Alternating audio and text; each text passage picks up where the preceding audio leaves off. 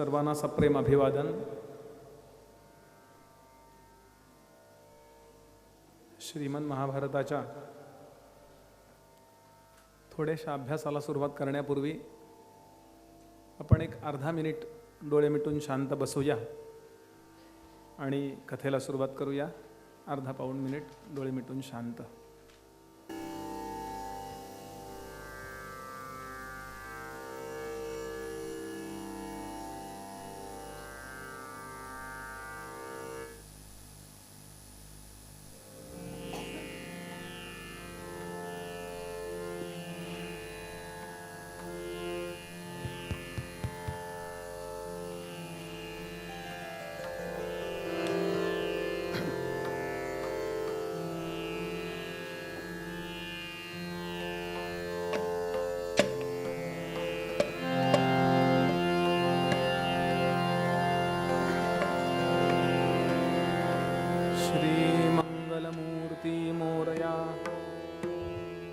भगवती श्री जगदम्बा माता की जय. श्री सद्गुरुनाथ महाराज की जय. भगवान श्री गोपाल कृष्ण महाराज की जय. श्री कृष्ण गोविंद हरे मुरारे, हे नाथ नारायण वासुदेव. श्री कृष्ण गोविंद हरे मुरारे, हे नाथ नारायण वासुदेव. श्री कृष्ण गोविंद हरे मुरारे, हे नाथ नारायण वासुदेव. श्री कृष्ण गोविंद हरे मुरारे, हे नाथ नारायण वासुदेव. प्रद्युम्न दामोदर विश्वनाथ, प्रद्युम्न दामोदर विश्वनाथ. प्रद्युम्न दामोदर विश्वनाथ, प्रद्युम्न दामोदर विश्वनाथ. मुकुंद विष्णु भगवन् नमस्ते.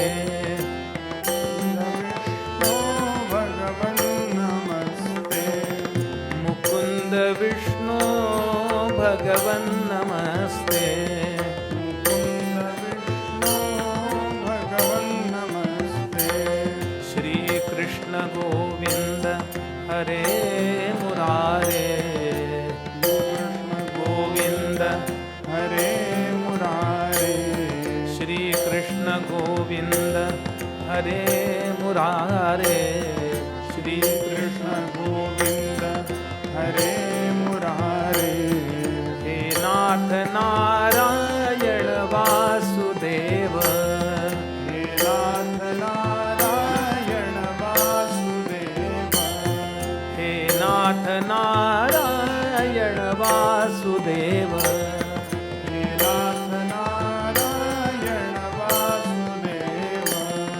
ठाकुर हमारे प्राणों से प्यारे, ठाकुर हमारे प्राणों से प्यारे. ठाकुर हमारे प्राणों से प्यारे. ठाकुर हमारे प्राणों से प्यारे. हम है तुम्हारे, तुम हो हमारे. हम है तुम्हारे, तुम हो हमारे. हम है तुम्हारे, तुम हो हमारे. हम है तुम्हारे, तुम हो हमारे. श्री कृष्ण गोविंद हरे मुरारे, हे नाथ नारायण वासुदेव. श्री कृष्ण गोविंद हरे मुरारे, हे नाथ नारायण वासुदेव.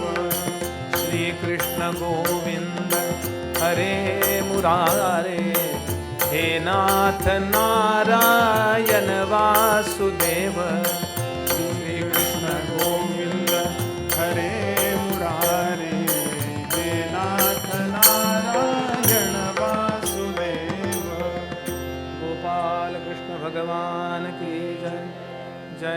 जय रघुवीर समर्थ गणाधीश जो ईश सर्वा गुणांचा मुळारंभ आरंभतो निर्गुणाचा नमो शारदा मूळ चत्वारि वाचा गमो पंथानंतया राघवाचा शुकासारिखे पूर्ण वैराग्य जाचे वसिष्ठा परिज्ञान योगेश्वराचे कवी वाल्मिका सारिखा मान्य ऐसा नमस्कार माझा सद्गुरु रामदासा त्वमेव माता च पिता त्वमेव त्वमेव बन्धुश्च सखा त्वमेव त्वमेव विद्या द्रविणं त्वमेव त्वमेव सर्वं मम देवदेव अशुभानि निराचष्टे तनोति शुभसन्ततिं स्मर्तृमात्रेण यत्पुंसां ब्रह्मतन्मङ्गलं विदुः पाराशर्यवचः सरोजममलं गीतार्थगन्धोत्कटं नानाख्यानककेशं हरिकथा बोधिनाबोधितं लोके सज्जन षट्पदैरहरः ते पीयमानं मुदा भूयात् भारतपङ्कजं कलिमलप्रध्वंसि न श्रेयसे नमोऽस्तु ते व्यासविशालबुद्धे फुल्लारविन्दायतपत्रनेत्र येन त्वया भारततैलपूर्णः प्रज्वालितो ज्ञानमयः प्रदीपः नारायणं नमस्कृत्य नरं चैव नरोत्तमं देवीं सरस्वतीं व्यासं ततो जयमुदीरयेत् वसुदेवसुतं देवं कंसचाणूरमर्दनं देवकी परमानन्दं कृष्णं वन्दे जगद्गुरुम् अनेन प्रीयतां देवो भगवान् जानकीपतिः श्रीरामचन्द्रः पूर्वेषाम् अस्माकं कुलदैवतं श्रोता वक्ता श्रीराम समर्थ श्रीराम समर्थ श्रीराम समर्थ जय जय रघुवीर समर्थ ओम नमो भगवते वासुदेवाय ओम नमो भगवते वासुदेवाय ओम नमो भगवते वासुदेवाय।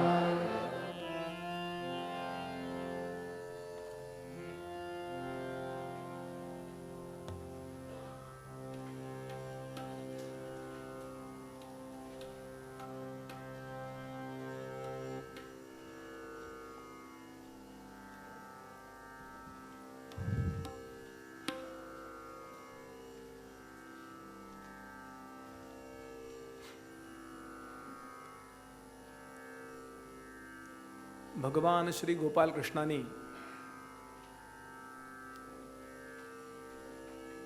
आपल्या आर्य सनातन वैदिक हिंदू धर्म संस्कृतीचं सर्वोत्तम वर्तन ज्या ग्रंथामध्ये करून दाखविलं, ज्या ग्रंथाची या जगात कोणत्याच ग्रंथाशी तुलना नाही असं संत श्रेष्ठ ज्ञानेश्वर महाराज म्हणतात, ज्या ग्रंथाच्या लेखनामध्ये स्वतः बुद्धीची देवता भगवान श्री मंगलमूर्ती गणेश सुद्धा विचाराधीन बनले, चिंतनशील बनले, अशा एका महान ग्रंथाचा किंचितचा अभ्यास करायला जमलेले सर्व भाविक अधिकारी श्रोते, सर्वांच्या हृदयस्थ परमात्म्याला नमस्कार।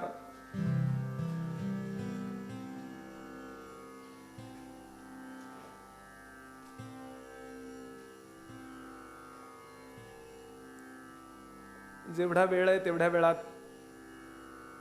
पटकन विषय प्रवेश करूया। आपण सगळेजण असं मानतो की आपला धर्म जगात सर्वश्रेष्ठ आहे,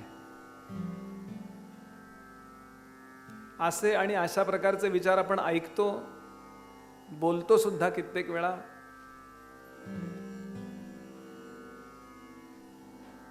पण जर आपल्याला कोणी विचारलं की याबद्दल तुमच्याजवळ तपशील काय आहे, असं का, तुमचा आहे म्हणून का, जगात सगळ्यात जुना आहे म्हणून का, तर मला नाही वाटत साधारणतः सगळ्या लोकांची संकल्पना याबद्दल स्वच्छ असते. कदाचित ती स्वच्छ झाली असेल तर त्याचं इंटरप्रिटेशन दुसऱ्याला देण्याच्या बाबतीत आपल्याजवळ सगळ्या प्रश्नांची उत्तरं असतीलच असंही मानता येत नाही.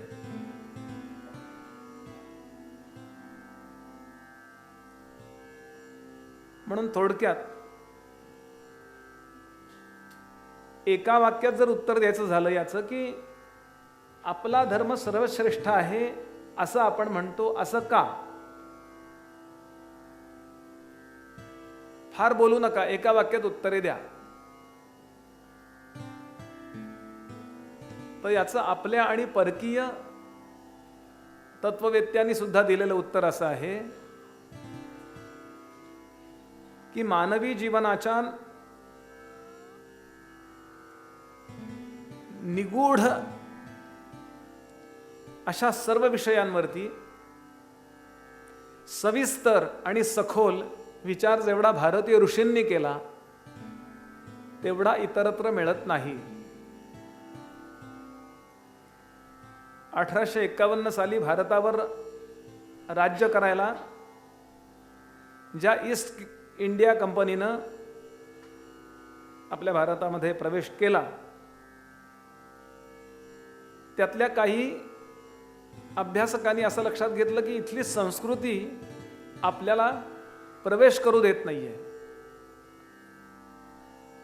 तेव्हा 2 पंडितांची योजना करण्यात आली. एका पंडिताचं नाव मॅक्समिलर आणि दुसऱ्या पंडिताचं नाव मॅकॉले. तर 1851 साल सांगतो, याच्या पूर्वीच सुरुवात झाली होती या सगळ्याला. पण 1851 साली मॅक्समिलरनं एक पत्र राणी व्हिक्टोरियाला लिहिलंय. ते पत्र उपलब्ध आहे. कुठं उपलब्ध आहे? आत्ताच श्रीधर स्वामींच्या उत्सवाला आपण गडावर आला होतात. या सद्गुरू भगवान श्रीधर स्वामींनी आर्य संस्कृती नावाचा एक ग्रंथ लिहिलाय. तो सज्जनगडावर विक्री करता उपलब्ध आहे. त्यामध्ये या पत्राचा उल्लेख करताना श्रीधर स्वामी सांगतात की मॅक्समिलर सारख्या जर्मन तत्ववेत्यांची किंवा या अशा अनेक लोकांची मतं भारतीय संस्कृतीबद्दल काय होती. तो असं लिहितो, if I were asked under what sky the human mind has developed some of its choicest gifts has deeply pondered over the greatest problems of life and found solution of some of them which will deserve the attention even of those who have studied Plato and Kant, I should point to India. याचा मराठी तर्जुमा स्वामींनी मुद्दाम लिहिलाय. दिव्य अशा सुखप्राप्ती करता आवश्यक असणाऱ्या सर्व देणग्यांनी, सर्व गुणांनी पराकाष्ठेचा विकास पावलेलं मानवी मन ज्या देशामध्ये पूर्ण कलेनं शोभायमान आहे, मानवी जीवनाच्या निगूढ आणि अतिमहत्वाच्या विषयावर सखोल विचार करून त्यातील सर्वच्या सर्व कोडी ज्या तत्वज्ञानानं उलगडून दाखवली आहेत, प्लेटो, कॅन्ट यासारख्या विशेष तत्ववेत्यांच्या सगळ्या तत्वज्ञानाचा यथासांग अभ्यास केलेल्या पाश्चिमात्य पंडितांची मनसुद्धा जे तत्वज्ञान पाहिल्यावर थक्क होत आहे, असं दिव्य तत्वज्ञान कोठे जन्माला आले असं जर मला विचारेल तर माझं बोट आदरानं भारतवर्षाकडे वळेल. I should point two India.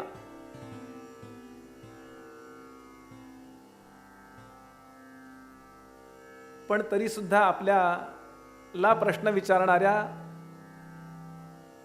त्याचं समाधान या उत्तरानं होणार नाही, फक्त तो निरुत्तर होईल.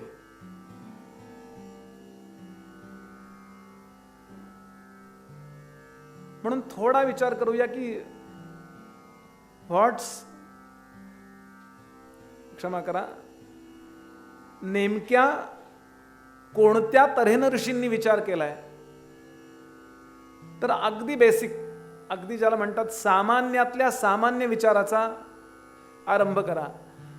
या जगातल्या प्रत्येकाला काही ना काहीतरी सतत पाहिजे असतं. एकही मनुष्य या जगात असा नाही की ज्याला काही नकोय. साधू संतांना सुद्धा काहीतरी पाहिजे, म्हणून तर पसायदा नाही ना. ते काय पाहिजे हा विचार नंतरचा झाला, पण प्रत्येकाला काही ना काही पाहिजे. ऋषींनी या मूलभूत धारणांचा विचार केला, ज्या आपण टाकूच शकत नाहीये, मग त्याला चॅनेलाइज करूया. म्हणून त्याची परिगणना पराक्रमात केली. म्हणून त्या पराक्रमाचं नाव ठेवलं काम नावाचा पुरुषार्थ. इच्छा, कामना.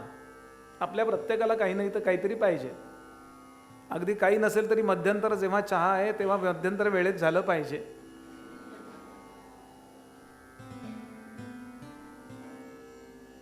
प्रत्येकाला काही ना काही पाहिजे. आणि याला काय, कोण आहे असा की नाही काही नको आम्हाला. मग ऋषींनी विचार केला, जे अपरिहार्य आहे मग त्याला चॅनेलाइज करूया. म्हणून काम नावाचा पुरुषार्थ आहे आपल्याकडे. काम याचा अर्थ सगळ्या इच्छा, कुठलीही इच्छा. बरं, आता नुसती इच्छा असून चालत नाही. ती इच्छा पूर्ण करण्याकरता आपल्याला जवळ जवळ पैसे पाहिजेत. म्हणून ऋषींनी याचाही विचार केला. हे वेदकालीन सांगतोय मी. अर्थ नावाचा पुरुषार्थ. प्रत्येकाला 2 पैसे मिळाले पाहिजेत, व्यवस्थित मिळाले पाहिजेत. आपल्याकडे श्रीमंतीची सूक्त गायली गेलेली आहे. आपण पुढे विदूर ऐकू उद्या, त्यावेळेला लक्षात येईल की इतके गैरसमज होऊन पडलेत आमचे. अंधश्रद्धा याला म्हणायला पाहिजे. एक आटपाट नगर होतं.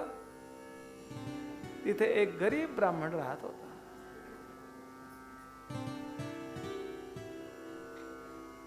गरिबी आली तर प्रामाणिकपणा सोडू नये याकरता गरिबांच्या कथा येतात, सुदामदेव इत्यादी. गरिबीची कथा सांगण्याकरता सुदामदेव नाही आहेत भागवतात. गरिबीत सुद्धा त्यानं अप्रामाणिकपणा केला नाही हे सांगायचंय त्यांना. म्हणून आपल्याकडे अश्वपूर्वाम रथमध्याम हस्तिनाद प्रबोधिनीम, तुमच्याजवळ व्यवस्थित सगळं असलं पाहिजे. माझे गुरुजी तर सांगतात, सज्जनांनी भक्तांनी श्रीमंत होऊन दाखवलं पाहिजे, ही त्याची सामाजिक जबाबदारी आहे. नाहीतर लोकांच्यात असा निरोप जातो की तुम्हाला सज्जनपणा टिकवायला गरीबच राहावं लागतं. आणि याला उत्तम उदाहरण माझे गुरुजी समर्थ रामदास स्वामी. समर्थांच्या मठांचं वर्णन करताना रे डेमिंग नावाचा छत्रपती शिवाजी महाराजांच्या समकालीन असणारा एक ऑथर आहे. तो लिहितो, हा लंगोटीवाला महापुरुष आहे. अकिंचन वरण्योपी समर्थ पदविंगतः, असं विठोबांना त्याच्याबद्दल बोलतात. पण त्याचे आश्रम म्हणजे एखाद्या राजवाड्यासारखे आहेत म्हणे. म्हणून तुम्ही श्रीमंत असलं पाहिजे, श्रीमंती व्यवस्थित उपभोगली पाहिजे. मुख्य विषय आता तो नाही, मला विषय प्रवेश करायचा म्हणून त्याचं फक्त महत्व सांगून पुढे जातोय. विवेकानंदांचं वाक्य लक्षात ठेवाल, ज्याच्या भोगात ताकद नाही त्याच्या त्यागात काय ताकद असेल. म्हणून व्यवस्थित उत्थातव्यम जागृतव्यम, उठा जागे व्हा, भरपूर पैसे मिळवा, व्यवस्थित मिळवा, प्रामाणिकपणानं मिळवा, कष्ट करून मिळवा. म्हणून अर्थ नावाचा पुरुषार्थ सांगण्यात आला. पुरुषार्थ म्हणजे काय? पराक्रमाने मिळवायचं त्याला पुरुषार्थ म्हणतात. म्हणजे स्त्रीमध्ये तो असलाच पाहिजे. पुरुष याचा अर्थ स्त्री पुरुष असा नका धरू. पुरे शेते इति पुरुषा, असतो त्या पुरामध्ये असतो पण कळत नाही. त्या पराक्रमी आत्म्याला पुरुष म्हणतात. दगडात सुद्धा तो आहे. पुरे, पुरे म्हणजे गाव, शेते म्हणजे झोपलेला. सहज कळत नाही ना आत्मा. आता परवाच आमचे आफळे बुवा सांगत होते, वाद घालायचाच झाला तर पुरुषच का, स्त्री का नाही. पुरुष या शब्दाचं व्युत्पत्ती लक्षात घ्याल. पुरुष हा शब्द इथे या ठिकाणी अशा अर्थाने आला की तुम्ही पराक्रमाने मिळवलं पाहिजे. तिसरी गोष्ट, पण कुणी किती मिळवावे त्याच्यावर काही बंधन पाहिजे की नाही. एक अतिश्रीमंत होईल, त्याला शोषण वगैरे म्हणतो ना आपण, असं होईल, आणि दुसरा गरीब राहील. म्हणून तुम्ही अर्थ आणि काम नियमामध्ये बसवून मिळवा. त्या नियमाला सुद्धा पुरुषार्थाचं नाव देण्यात आलं, त्याला म्हणायचं धर्म. डूज काय and don'ts, ifs and buts, विधी आणि निषेध ज्यामध्ये सांगण्यात आले त्याला म्हणायचं धर्म नावाचा पुरुषार्थ. तर नवऱ्याला 2 लाख रुपये पगार, बायकोला 3 लाख रुपये पगार, तरी दारावर पाटी, येथे फॉल पिको करून मिळेल. लोकांना जगू द्या ना जरा.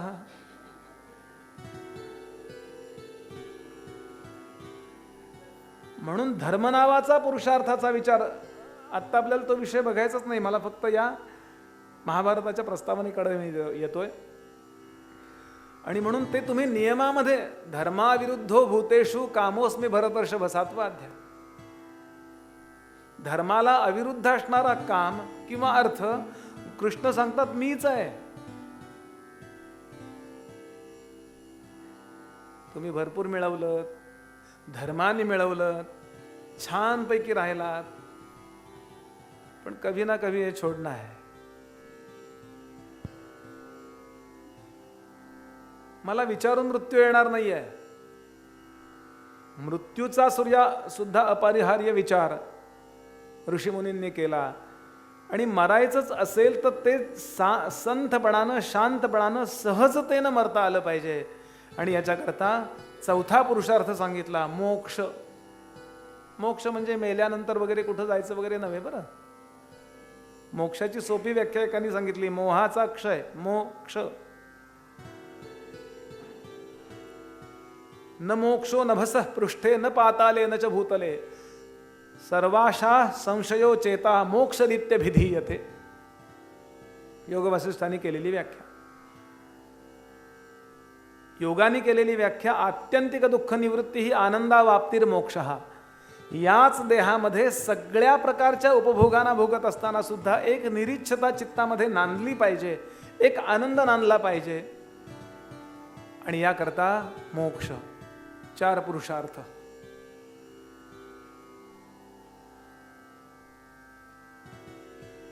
अहो पण नुसते 4 पुरुषार्थ असून कसं चालेल? एकदम 4 पुरुषार्थ प्राप्त होतात का 10व्या वर्षी? ते क्रमाक्रमानं प्राप्त करावे लागतील. याच्याकरता आपल्या ऋषींनी सांगितलं 4 वयोगट ठेवा. या वयोगटाला आपल्या पूर्वजांनी नाव दिलं आश्रम. ब्रह्मचर्य आश्रम, गार्हस्थाश्रम, वानप्रस्थाश्रम आणि संन्यास आश्रम. त्या वयोगटातली ती कर्तव्य करा. एकदम काही तुम्हाला मोक्षापर्यंत जाता येणार नाही. एकदम काम नावाचा पुरुषार्थ, एकदम अर्थ नाही मिळणार. ते टप्पे केले आपल्या ऋषीमुनींनी. 4 पुरुषार्थ. पण समाजात धर्म टिकला पाहिजे याकरता शक्तीची 4 बलस्थान आहेत बरं का. समाज चालवणाऱ्या 4 गोष्टी आहेत ज्या प्रामुख्यानं, एक सत्ता, संपत्ती, ज्ञान आणि सेवा. आणि याकरता लोकांना 4 वृत्तीप्रमाणे, वृ धातू आहे, वृत्तीप्रमाणे 4 वर्णामध्ये म्हणजे 4 कर्तव्यामध्ये वाटलं. जे शहाणे आहेत, ज्यांना ते आवडतं, त्यांनी शहाणपण मिळवा आणि त्यांना शहाणपण शिकवा. खरे शहाणे आहेत ते. शहाणं तर प्रत्येकालाच वाटतं. आणि या शहाणपणाच्या वाटण्याचं काम ज्यांना देण्यात आलं त्यांचं पूर्वीचं नाव आहे, आजचं नाव आहे शिक्षक, पूर्वीचं नाव आहे ब्राह्मण. रक्षणाचं काम सगळ्यांना जमणार नाही. रक्षती इति क्षत्रियः. सत्ता, रक्षण केलं पाहिजे त्यांनी. नुसतं रक्षण करून काय उपयोग? सगळ्यांचा पोटा पाण्याचा व्यवसाय करावा लागेल ना. म्हणून व्यवसायती इति वैश्यः. आणि या 3 वर्णांना स्वतःच्या कामाकरता वेळ असणार नाही. त्यावेळेला सगळ्या अर्थानं यांच्याकरता इन्फ्रास्ट्रक्चर उभं करणारं जे काही बलस्थान आहे त्यांना म्हणायचं शूद्र, पूर्वीचं नाव. क्ष करू नका त्याचा. घोटाळा कुठं झालाय? शचा क्ष केला आणि घोटाळा झाला. आणि शूद्र म्हटल्याबरोबर आम्हाला सफाई कामगार डोळ्यासमोर येतात. नो, सगळे कलाकार, सगळे क्रीडाकार, सगळे कारखाने, इन्फ्रास्ट्रक्चर उभं करणारं सगळं व्यवस्थापन, याला आपल्याकडे शूद्र वर्णात टाकण्यात आलंय. आणि केवढा सन्मान होता. आपल्याकडे नाभिक जातीचे लोक, मेकॉलेनी लिहिलेलं सांगतोय बरं, हे उत्तम अशी कानाची ऑपरेशन्स करत असत. हे सगळं युट्यूबवरती, गुगलवर उपलब्ध आहे. राजीव दीक्षित टाका, त्यात वेळ नको. आणि या सगळ्याचा विचार आपल्याकडे करण्यात आला. आपण मोक्ष नावाची जी गोष्ट आपली आहे ना, ही मोक्ष आपल्याला देणारे जे कोण आहेत ते 4 मार्ग सांगा वृत्तीप्रमाणे, आम्हाला आमच्या स्वभावाप्रमाणे. म्हणून मोक्षापर्यंत नेणारे 4 मार्ग सांगण्यात आले. कर्ममार्ग, योगमार्ग, भक्तिमार्ग आणि ज्ञानमार्ग. आता या 16 गोष्टींचा एकत्रित विचार करा. कुठल्या कुठल्या? 4 पुरुषार्थ, 4 वर्ण,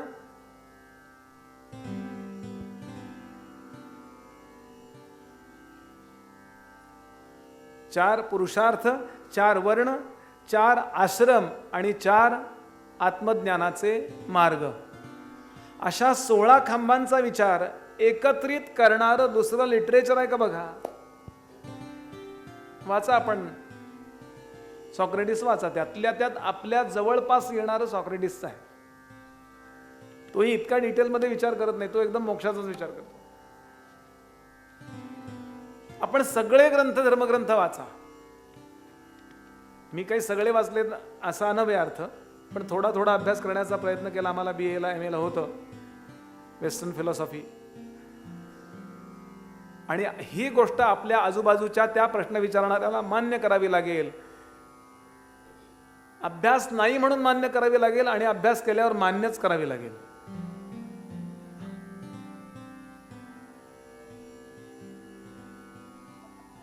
आता तो प्रश्न विचारील की आता आम्हाला हे सगळं एकत्र मिळेल असा एक ग्रंथ सांगावं.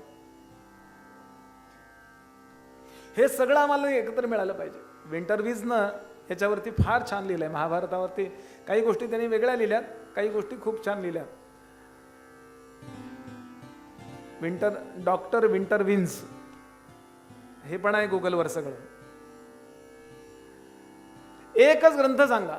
मग तुम्ही सांगाल बाबा वेद वाचा, वेदातली ही रुचा, हे असलं नको. एकच ग्रंथ सांगा. त्या ग्रंथात मला हे सगळं मिळालं पाहिजे. 16च्या 16 खांबांचं यथास्थित वर्णन मिळालं पाहिजे. इकडे तिकडे आजूबाजूला नको. आम्हाला असा ग्रंथ सांगा,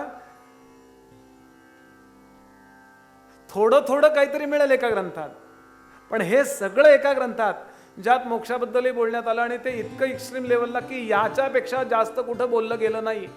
श्रीमद भगवद्गीता.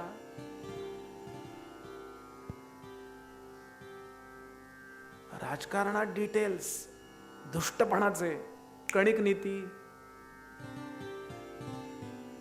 सुष्टता आणि दुष्टता याचा योग्य विवेक करून कसं वागावं, गोपालकृष्ण, कृष्ण नीती.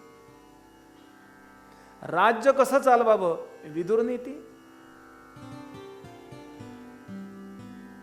शौनक नीती, हनुमान नीती. सगळं एकत्र येणारं जर आपल्याला काही एकच पुस्तक हवं असेल, अंडर द सन असं म्हटलंय, सूर्याखालचं सर्वश्रेष्ठ पुस्तक, त्याचं नाव आहे श्रीमन महाभारत. तुम्ही वेदांपासून श्री गोंदवलेकर महाराजांच्या प्रवचनांपर्यंत आत्ता लेटेस्ट वाङ्मय सगळे वाचा. या सगळ्या वाङ्मयामध्ये एकमेव महाभारत असं आहे की तुम्हाला सगळं एकत्र मिळेल. यथास्थित अभ्यास करा. लोकांचा गैरसमज आहे महाभारत घरात ठेवू नये.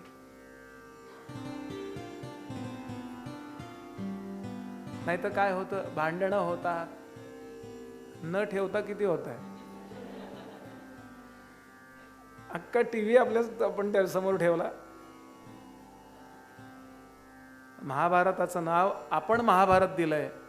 बरं, महाभारताचं नाव वेदव्यासाने दिलंय जय. भारतम भवने यस्य तस्य हस्ते गतो जयः. ज्याच्या घरात महाभारत असतं, ज्याच्या घरामध्ये महाभारताचा नित्य अभ्यास होतो, ज्याच्या घरामध्ये महाभारताचा अभ्यास केल्याशिवाय माणसं बाहेर पडत नाहीत, त्याचा विजयच होतो असं महाभारताचं फल आहे.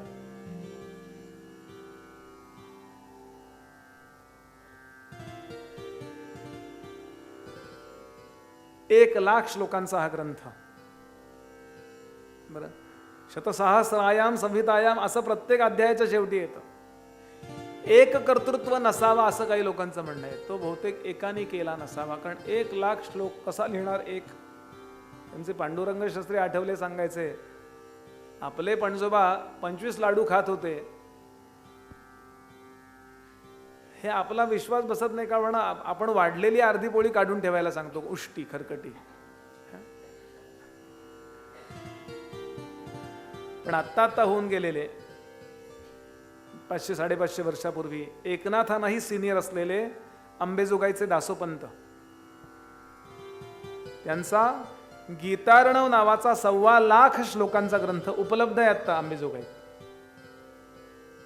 दासोपंतांची पासोडी हे त्याचं नाव. तेवढ्याच पदांचा पदार्णव नावाचा, हे जर दासोपंत करू शकतात, भगवान दत्तात्रयांचे अनन्य भक्त आत्ता. त्यामुळे व्यासांचं सामर्थ्य निश्चितच या सगळ्यांपेक्षा जास्त आहे. त्यामुळं मोठ्या मोठ्या लोकांनी असं म्हटलंय. मी थोडं बाळशास्त्री हरदासांना फॉलो करतो, मी त्यांना पाहिलं नाही, पण वीणाताईंच्याकडे आम्ही नेहमी उतरायचो नागपूरला. बॅरिस्टर सावरकरांच्या काळात होऊन गेलेले असामान्य वक्ते, की ज्यांच्या महाभारताचे कार्यक्रम पुण्यामध्ये शिवाजी मंदिरात महिना व्हायचे. बरं, असो. आता डोळ्यासमोर असंही येतं की बहुतेक हा कुरु पांडवांचा इतिहास आहे का, फक्त कौरव पांडवांचा इतिहास तर नाही. त्याच्या आधी खूप काही आहे, त्याच्यानंतरही खूप काही आहे. पण प्रामुख्यानं जी गोष्ट हायलाईट केली गेली ते कौरव पांडवांचं युद्ध. म्हणून आपल्याला तिथेच महाभारत येऊन थांबतं असं वाटू शकतं, पण त्या व्यतिरिक्त पुष्कळ काही आहे. अहो, मराठी भाषेमध्ये ज्यांना संत सम्राट म्हणतात, ज्यांचे गुरुजी त्यांना म्हणतात की संतांच्या क्षेत्रातलं सर्वोच्च न्यायालय, सुप्रीम कोर्ट, संत श्रेष्ठ ज्ञानेश्वर महाराज यांचं या महाभारताबद्दलचं मत ऐकलं म्हणजे मूळ ओव्यात सांगतो मी आपल्याला, की आपल्या लक्षात येतं की महाभारताचा अधिकार काय आहे.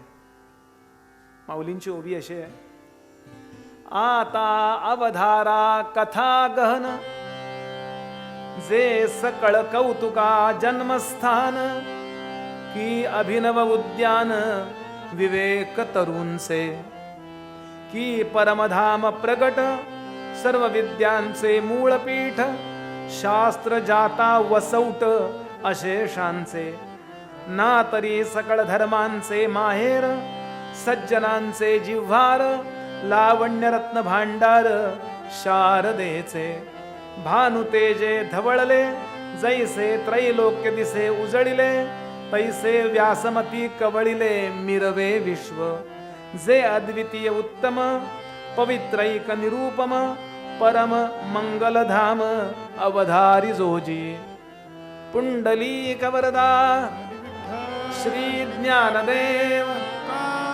पंढरीनाथ माऊली ज्ञानेश्वर महाराज की जय. फक्त ज्ञानोबानी याचा आधार घेतला असा आहे का? त्यानंतर एकनाथ महाराज घ्या, त्यानंतर मुक्तेश्वर घ्या, मोरोपंत घ्या, वामन पंडित घ्या, रघुनाथ पंडित घ्या, अगदी आत्ता झालेले राम गणेश गडकरी घ्या, खाडीलकरांसारखे नाटककार घ्या, कालिदास घ्या, भवभूती घ्या, भास घ्या, हर्ष घ्या. या सगळ्यांनी आपल्याला जे काही निर्माण करायचे त्याच्याकरता उसनं कुठून घेतलंय? क्षमा करा, ज्या कालिदासाचे ग्रंथ डोक्यावर घेऊन, शाकुंतल डोक्यावर घेऊन गॅटेसारखा कवी नाचला असं म्हणतात, त्या कालिदासाने शाकुंतल कुठनं घेतलंय? म्हणजे नर्सरीतनं एखादं झाड आपण आणावं आणि आपल्या बागेत लावून त्याचा वृक्ष करावा आणि त्याचे आंबे खावेत, असे रवींद्रनाथ टागोरांनी कचदेवयांनी नाटक कुठनं घेतलंय? अहो मत्स्यगंध कुठनं घेतलंय? लाईफ ज्यांचं बनलं एवढ्या एका गोष्टीवर, ते वेदव्यासन करता एवढंच आहे. आणि म्हणून काय ज्ञानोबानी शब्द वापरलाय की अभिनव उद्यान विवेक. एखादा विवेक तरू नाही म्हणत आहे, विवेक रूपी कल्पतरूंची उद्यानच्या उद्यान, बगीचेच्या बगीचे त्या महाभारतात आपल्याला दिसतील. समर्थानी दासबोधामध्ये व्यास आणि वाल्मिकी या दोघांचं स्तवन करीत असताना असं दिलंय की हे विवेक निधींची भांडारे, विवेक रूपी रत्नांची भांडारच्या भांडार आपल्याला मिळतील. प्रकट झाली मनुष्य आकारे, नाना वस्तूचे निविचारे कोंदाटले. एक गोष्ट आपल्याला मिळाली तर आपलं जीवन बनू शकतं. अशा अनंत अनंत अनंत अशा संपत्तीच्या हंडेच्या हंडेच्या ग्रंथात ठेवलेले आहेत. समर्थ सांगतात तो हा महाभारत आहे. आणि बघा, महाभारत आपण ऐकलं की आपला विजय होतो असं यांनी लिहिलंय. उदाहरण आहे का एखादे? काही अनेक उदाहरण आहेत. त्यातलं पहिलं उदाहरण छत्रपती शिवाजी महाराज.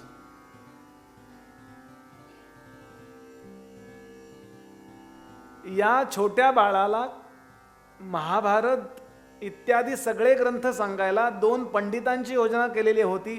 त्या पंडितांची नावं आहेत अनुक्रमे उमाजी पंडित आणि केशव पंडित. नाही का, लहान मुलांना गोष्टी खूप आवडतात बघा. हे काम आजीकडे असतं बऱ्याचदा, नातवंडांना गोष्टी सांगणे.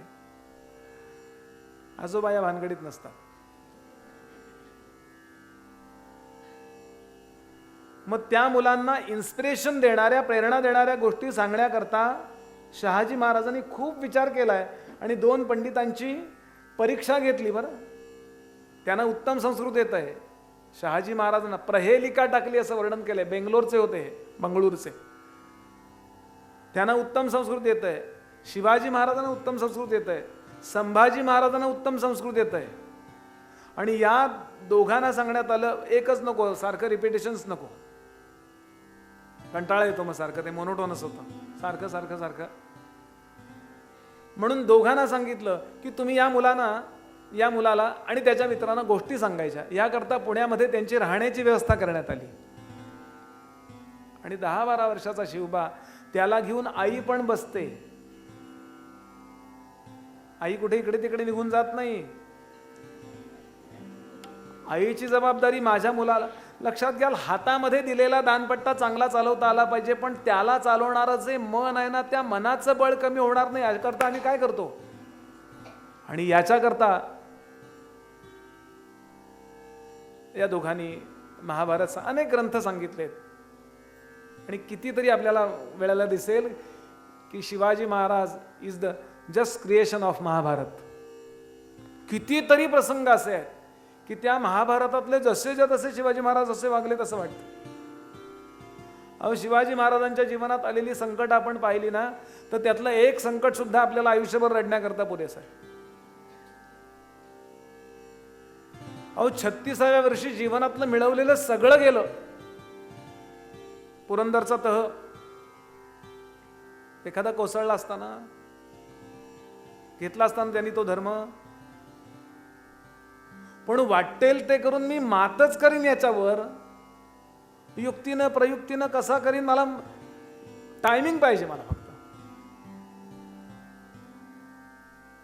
अहो, 50व्या वर्षी परत आल्यावर 2 वर्षात सगळे किल्ले परत घेतले. 50व्या वर्षी या महापुरुषाचे 360 किल्ले होते. आमच्या 50व्या वर्षी 360 किल्ल्या पण नसतात.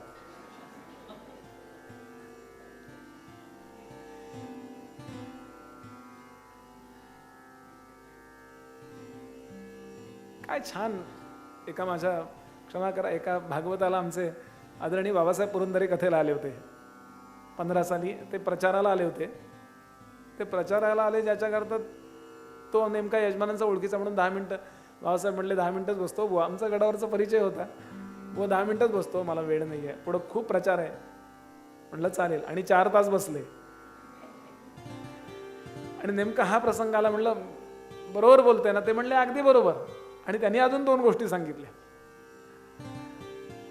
360व्या वर्षी बहिर्जींशी बोलताना छत्रपती शिवाजी महाराज सांगतात, बहिर्जी खासा औरंगजेब जर आत्ता महाराष्ट्रावर येऊन कोसळला आणि त्यानं एक किल्ला घ्यायचा ठरवला तर त्याला किमान 1 किल्ला घ्यायला 1 वर्ष लागेल असे प्रामाणिक किल्लेदार आपल्याजवळ आहे. कोणी विकला जाणारा नाही, कोणी या पक्षातून त्या पक्षामध्ये जाणारा नाही.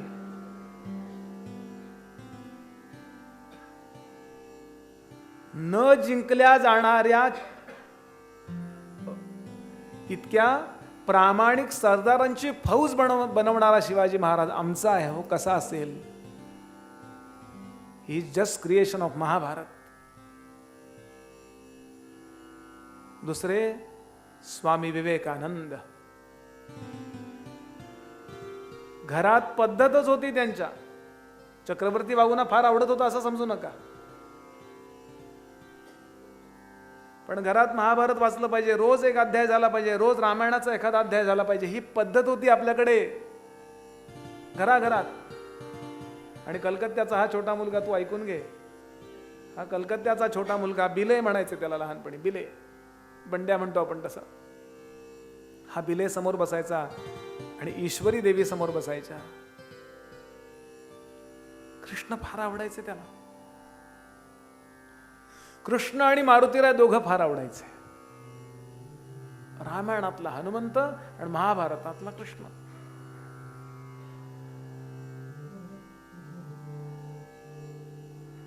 आपल्याला वारंवार जाणवेल की स्वामी विवेकानंदांच्या जीवनामध्ये सगळ्या प्रकारच्या सिद्धी आहेत, सगळ्या प्रकारचं उत्तमातलं उत्तम वर्तन आहे, पण कुठेतरी महाभारत दिसेल त्यांच्या जीवनात.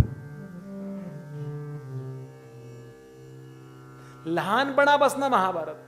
फार मला कळतं यात जाऊ नये, शांत बसावं आणि मनापासून ऐकावं.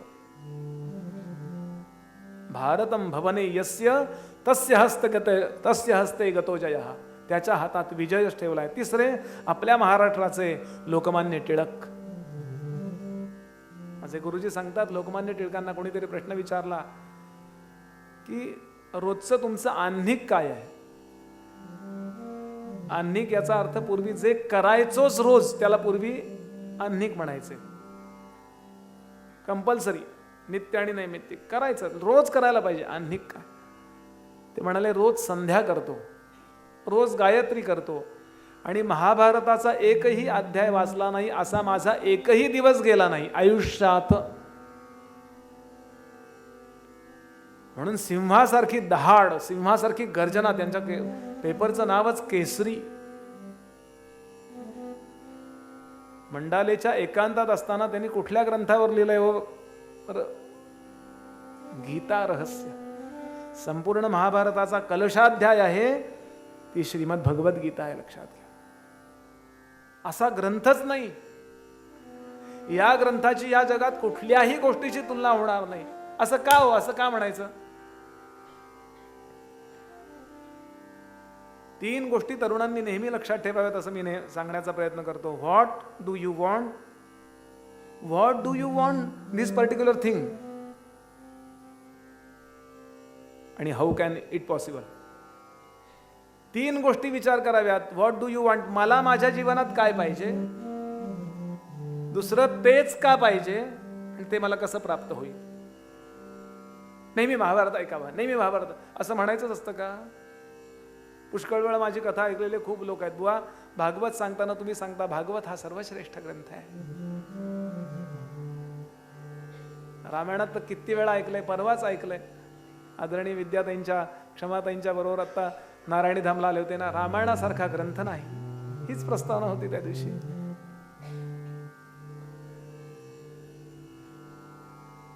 कशा करता तो ग्रंथ श्रेष्ठ याचा विचार करा. आपल्या जीवनात आपल्याला मोठं व्हायचं की नाही? आपल्या जीवनात आपल्याला काही वाईट होऊ नये असं वाटतं की नाही? म्हणून आपल्याला आधार कशाचा पाहिजे? सगळ्यात बेसिक फंडामेंटल्स ज्याला म्हणतात, अधिष्ठान कशाचं पाहिजे? तर भारतीय संस्कृतीने त्याचा विचार केला, आपण नीतिमान पाहिजे.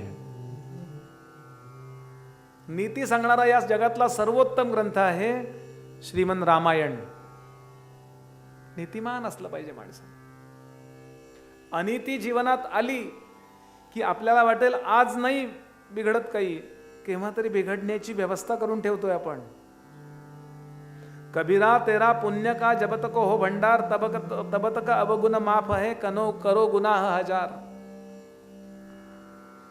म्हणून मी कधीच अनितिमान होणार नाही हे पक्क करण्याकरता कुठला ग्रंथ ऐकाल आपण? रामायणच आहे. म्हणून अधिष्ठानाला रामायण असावं. आपल्या जीवनात आपल्याला भगवंताची प्राप्ती करण्याकरता सर्वोत्तम ग्रंथ आहे श्रीमद भागवत. भक्ती नीती सांगणारा ग्रंथ रामायण, भक्ती सांगणारा ग्रंथ भागवत. सगळ्यात शक्ती असली पाहिजे हो. शक्ती सांगणारा ग्रंथ श्रीमद देवी भागवत. प्रत्येक ग्रंथाचं म्हणून एक मॉरल आहे. पण हे सगळं करीत असताना सगळ्यात युक्ती लागते. ती युक्ती सांगणारा ग्रंथ आहे महाभारत. काय नको यातलं बोला? आमच्या जीवनात युक्ती नसली तरी चालेल असं आहे. शक्ती नसली तरी चालेल, चालेल. नीती नसली तरी चालेल आहे. भक्ती नसली तरी चालेल, चालेल. नाही चालणार. हे सगळं आपल्याला पाहिजे. म्हणून ते ग्रंथ त्या बाबतीत सर्वश्रेष्ठ मानलेच पाहिजेत. महाभारत आपण ऐकलं की त्या महाभारताचं फल सांगितलंय त्यांनी की आपण तस्य हस्ते गतो जयः. आपण श्रीमंत होतो, विद्वान होतो, विजयी होतो. पुढे ते सांगतायत काय काय काय काय मिळतं. महाभारताच्या श्रवणाने काय काय होतं हे पुढे आमचे वैशंपायन ऋषी सांगतायत. म्हणाले मुलींनी जर हे कथानक ऐकलं, मुलींनी जर हे कथानक ऐकलं, तरुण मुलींनी, विवाहित स्त्रियांनी, गर्भवती स्त्रियांनी हे ऐकलं तर त्यांनी सांगितलं वीरंजनयते पुत्रम. चांगला वीरपुत्र जन्माला घालते ती. सगळ्या पुत्रांबद्दल लगेच अर्धा श्लोक. कन्यां वा राजभागिनी. अशा प्रकारची मुलगी जन्माला येईल ती विशेष कार्य करेल. महिषीं युवराजाभ्याम श्रोतव्यम बहुशस्तथा मुच्यते सर्व पापेभ्यो राहूणाम चंद्रमा यथा जयो नामेति श्रोतव्यो विजिगीषुणा. ज्याला जिंकायचंय त्याने विजिगीषू. दोन वृत्ती आहेत. एक जिजिगीषू म्हणजे कसं तरी जगावं गोळ्या घेऊन, आणि विजिगीषू म्हणजे जिंकून जगावं. विजिगीषू मनोवृत्ती ज्याची आहे त्यानं हे ऐकावं. मही विजयते राजा.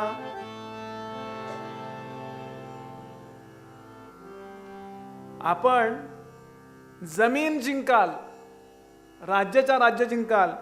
आणि आपल्याला विशेष वाटेल की अलेक्झांडरचा पराभव भारतीयांनी जो केलाय त्या महाभारतातल्या शकटव्यूह नावाचा व्यूह रचला आणि ज्याची तोड त्या अलेक्झांडरच्या ग्रीक सैनिकांना करता आली नाही म्हणून त्यांना परत जावं लागलं.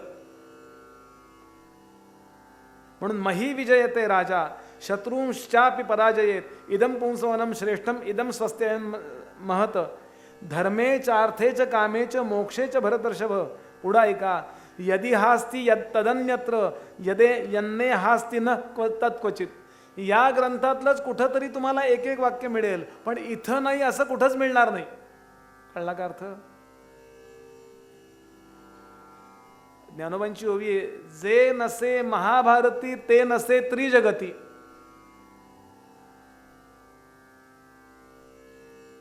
द प्रिन्स नावाचा ग्रंथ आहे. अर्णव तू वाचायला हरकत नाही, परदेशात असतोस तू. मॅकिॲवेलीचा ग्रंथ आहे द प्रिन्स. केव्हा तरी महाभारतातलं कणिक नीतीचं पुस्तक वाचावं आणि द प्रिन्स वाचावं. हो, काय राजकारणावरचा ग्रंथ आहे. आणि त्याच्यापेक्षा इथे भारी भारी आयडियाज दिल्यात कणिकांनी. The prince मॅकियावेली.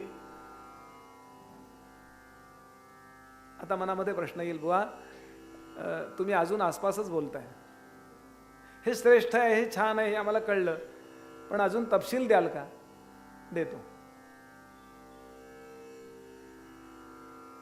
जीवनात ते लोक विजयी होतात जे महाभारत वाचतात, महाभारतातले ग्रंथातले विचार आत्मसात करतात आणि आपल्या आचरणात आणतात. असं का म्हणायचं?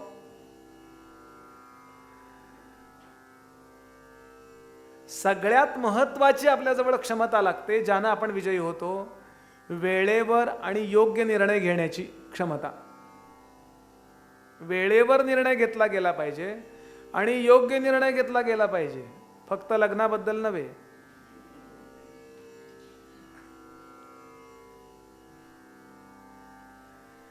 प्रत्येक गोष्टीत. अहो साधं टोल नाक्यावर या रोला लागावं का या रोला लागावं आहे ना. आपल्याला वाटतं इकडं 2-4 ट्रकच आहेत, पण पुढचा ट्रक बंद पडलाय, आता मागे जाता येत नाही.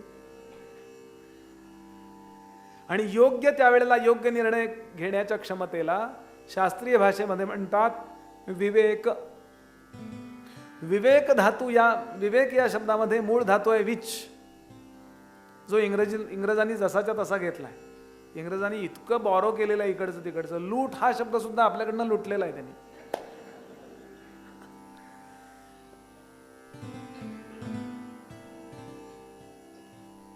Which way I go, which वरून विवेक शब्द तयार झाला. आता विवेक क्षमता, निर्णय क्षमता कुणाची चांगली असते? ज्यानं अशा प्रकारच्या कथा सातत्यानं ऐकलेल्या आहेत की अरे त्यांच्या जीवनात असं झालं होतं ते असं घडलं बरं का पुढे, त्यामुळे सावध राहायला पाहिजे.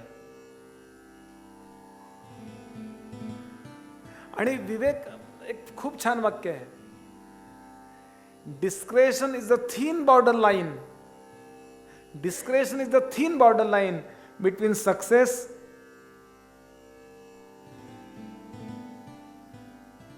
And risk. एका बाजूला दरीच्या दरी आहे, खड्ड्याचा खड्डा आहे, मरूच शकतो माणूस, आणि एका बाजूला कल्याणच कल्याण आहे. थीन बॉर्डर लाईन, डिस्क्रेशन, विवेक. योग्य ती निर्णय क्षमता. समर्थांची ओवी आहे. समर्थ म्हणाले बुद्धीला धार लावून घ्या. शार्पनिंग द सॉज नावाची गोष्ट आहे ना, शार्पनिंग द सॉज. काय काय काय काय हे सगळं तुम्हाला दासबोधात मिळेल मराठीत. किती छोट्या छोट्या गोष्टी सांगितल्या समर्थांनी. आपल्याला वाटेल समर्थ हे रामाचे भक्त आहेत का कृष्णाचे भक्त आहेत. आमचे स्वामी वरदानंद भारती सांगायचे, समर्थ हे रामाचे भक्त आणि कृष्णांचे शिष्य होते. समर्थांचं चरित्र आपण जरी वाचायला घेतलं ना तरी आपल्या लक्षात येतं. आमच्या सेतू माधवराव पगडींनी समर्थांचं चरित्र लिहिलंय. ते म्हणाले की ज्या काळामध्ये रोज मठ मंदिरं पाडली जात होती, रोज मंदिरातल्या मूर्ती मशिदीच्या पायऱ्यांना पायऱ्या म्हणून वापरल्या जात होत्या, पायाखाली, आणि अशी हजारो मंदिरं पाडली जात होती. त्या काळात समर्थ रामदास स्वामींनी 1111 मठ स्थापन केले. त्यातला एकही मठ औरंगजेब पाडू शकला नाही, त्यातली एक विटेचं ढेकुळही पाडू शकला नाही. हे समर्थांचं सामर्थ्य आहे म्हणाले. 62 वर्ष समर्थ 12व्या वर्षी गाव सोडतात आपलं, आणि त्यानंतर 62 वर्ष जगतात, म्हणजे 74 वर्षी समर्थांनी देह ठेवलाय.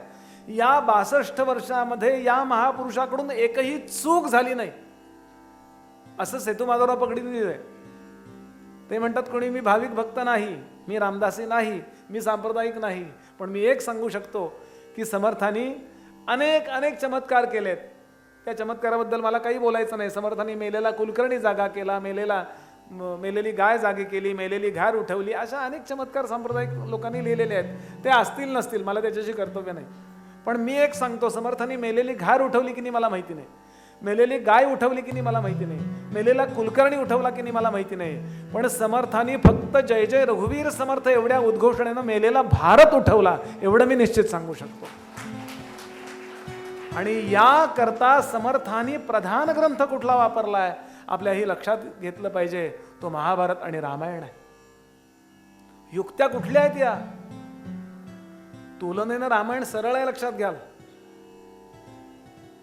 म्हणून महाभारत तुम्ही ऐकायला लागलात ना की आपल्या एक गोष्ट लक्षात येईल की महाभारतात अहो कालिदासानी आणि शेक्सपियरनी दोघांनी मिळून जेवढी पात्र उभी केलीत ना त्याच्या कितीतरी पटीनं जास्त पात्र वेदव्यासाने उभी केली. कुठेही या सगळ्या केस स्टडीज आहेत लॉच्या भाषेत. तुम्ही अभ्यास करायला लागलात ना की आपल्या लक्षात येईल अरे हा दुर्योधनासारखा आहे बरं का.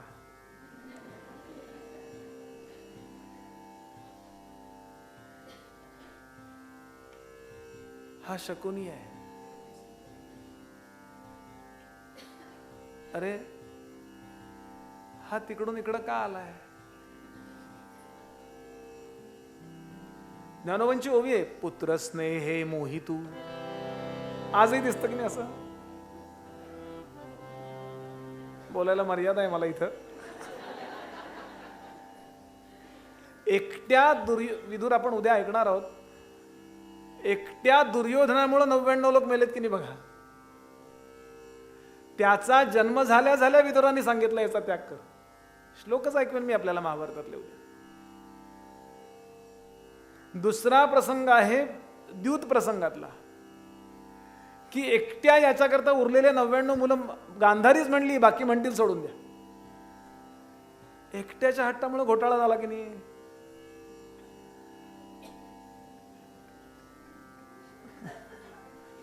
मला मुद्दा सांगायचा लक्षात घ्या. आपल्याला असंही लक्षात येईल ही कर्णासारखे व्यक्तिमत्व आहे हो पराक्रमी पण नको त्यांच्या नादाला लागलंय. अहो इतरांचं सोडून द्या कधी कधी आपल्यातही या सगळ्या पर्सनॅलिटीज डोकवतात. कधी कधी वाटतं मी धर्मराज आहे, थोडासा शकुनी पण आहे, थोडी ममता पण आहे माझ्यात.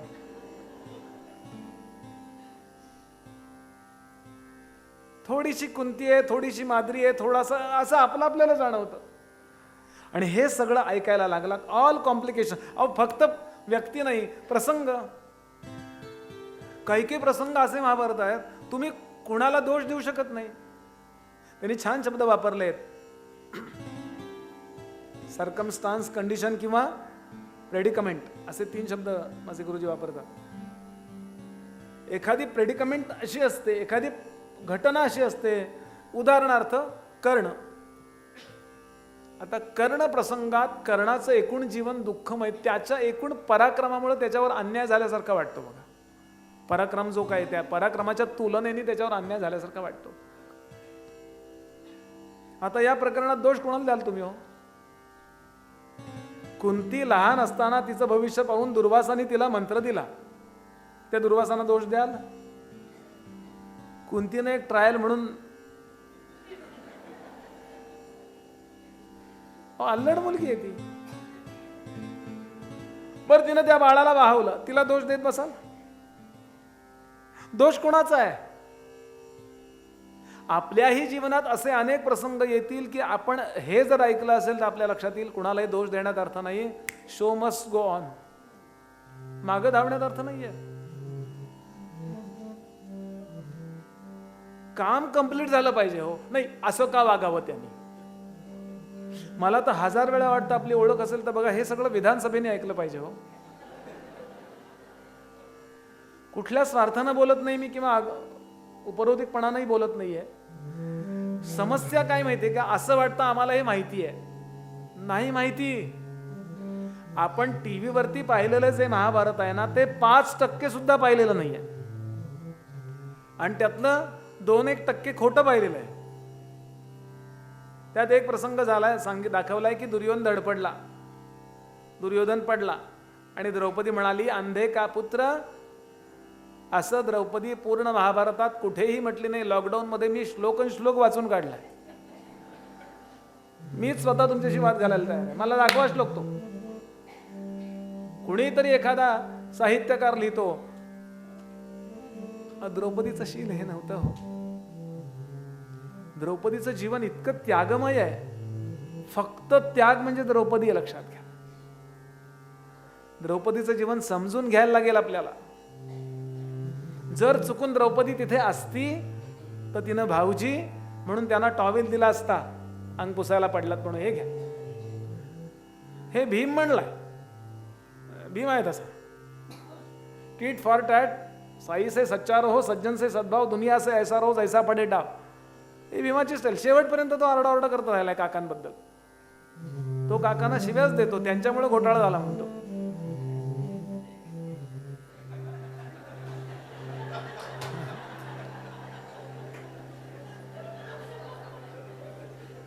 महाभारत वाचता वाचता आपल्या ही गोष्ट लक्षात येईल की अरे अशा सगळ्या व्यक्ती, असे सगळे प्रसंग जोपर्यंत जग आहे तोपर्यंत कंटिन्युअसली अखंड चालू राहणार आहे. माझ्या जीवनात मी यशस्वी तेव्हाच होतो या सगळ्या कथा ऐकल्यानंतर विवेकरूपी चाकूला धार लावली असेल, योग्य तो निर्णय योग्य वेळेवर घेण्याची क्षमता माझी विकसित केली असेल आणि ते घेतले गेले तर मी यशस्वी सोडून काही होणारच नाही, फक्त यशच. म्हणून आपल्याला या सगळ्या नीती ऐकाव्या लागतील आणि एकदा ऐकून भागणार नाही, वारंवार पौनः पौनः करणीयमिती अभ्यासम. नुसतं माहिती असून उपयोग काय हो. याला नेहमी उदाहरण देतो. महाराष्ट्रात 2 बंधूंच्या मारामारीनं गोळी झाडल्यामुळं महाराष्ट्राचं राजकारण काही वर्षापूर्वी गढूळ झालं. या दोघांना रामकथा माहिती नव्हती का? बोला. माहिती असून उपयोग नाही. माहिती आहे म्हणजे कुठेतरी घरात सामान पडलंय, वेळेवर शेजाऱ्याकडनं विळी आणावी लागते. कारण ते पुन्हा पुन्हा वापरलं नाही गेलं की सापडत नाही. होतं की नाही बघा असं. जी गोष्ट पुन्हा पुन्हा, रवी पाहिजे, कधी केलंच नाही जन्मात, ताक आणली होती रवी हो लग्नात.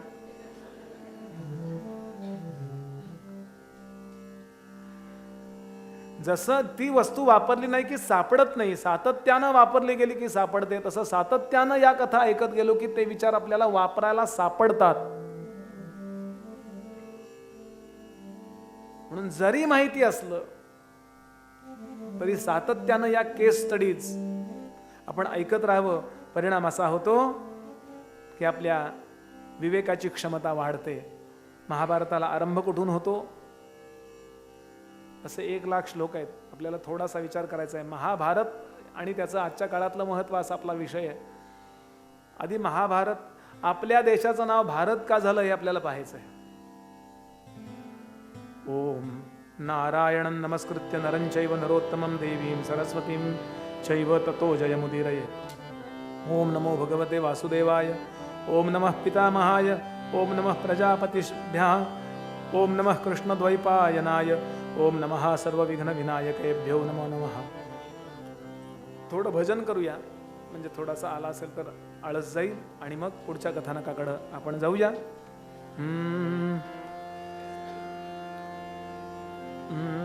नारायण नारायण श्रीमन्नारायण नारायण नारायण नारायण नारायण श्रीमन्नारायण नारायण नारायण.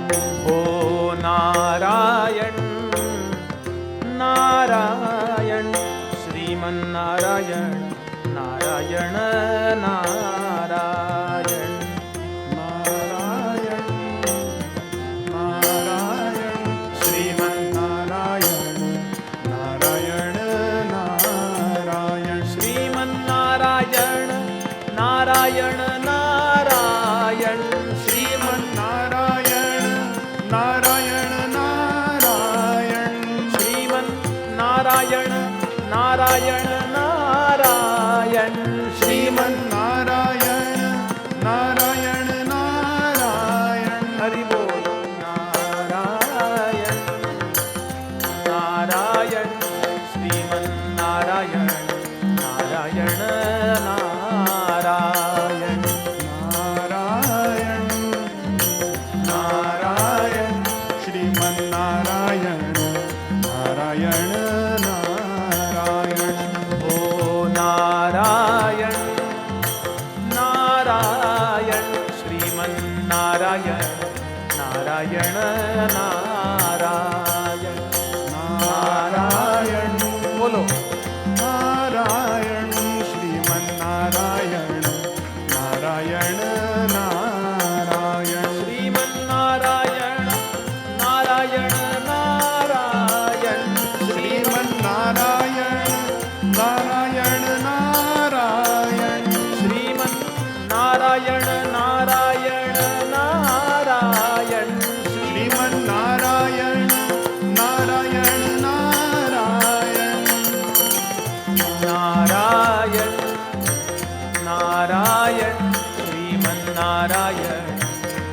नारायण नारायण नारायण नारायण श्रीमन्नारायण नारायण नारायण. ओम नमो भगवते वासुदेवाय. ओम नमो भगवते वासुदेवाय. ओम नमो भगवते वासुदेवाय.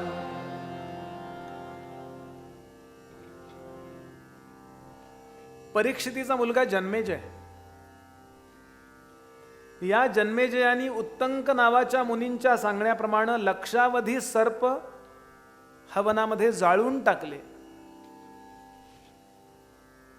आणि त्यानंतर आस्तिक नावाच्या मुनींनी हे सर्पसत्र सर्पयज्ञ थांबवला.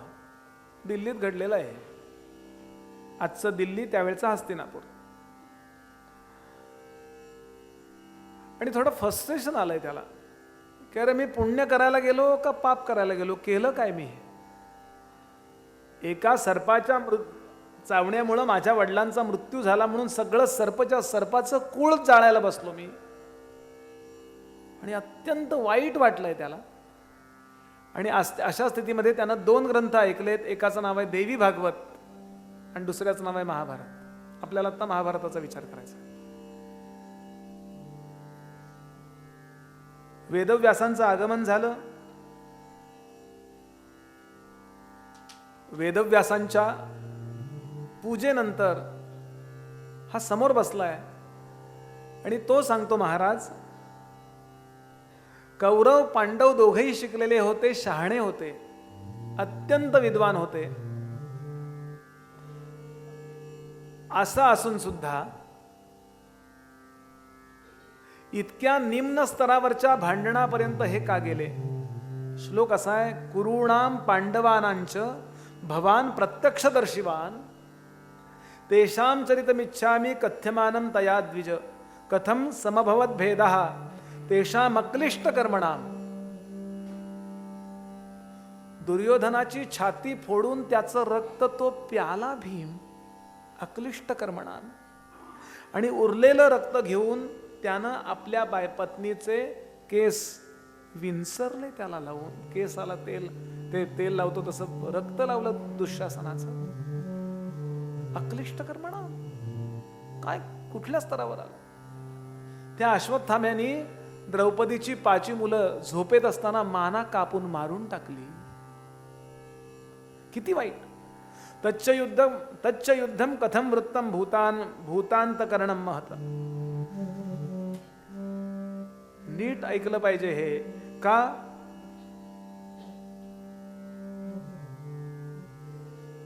या सगळ्या केस स्टडीज, या सगळ्या गोष्टी ऐकता ऐकता आपल्या जीवनामध्ये कुठल्या वळणावरती पुढचं संकट येणं आपल्याला अवॉइड करता येऊ शकतं याचा विवेक जागा होतो. कुठं बिघडत गेलं? कारण काय?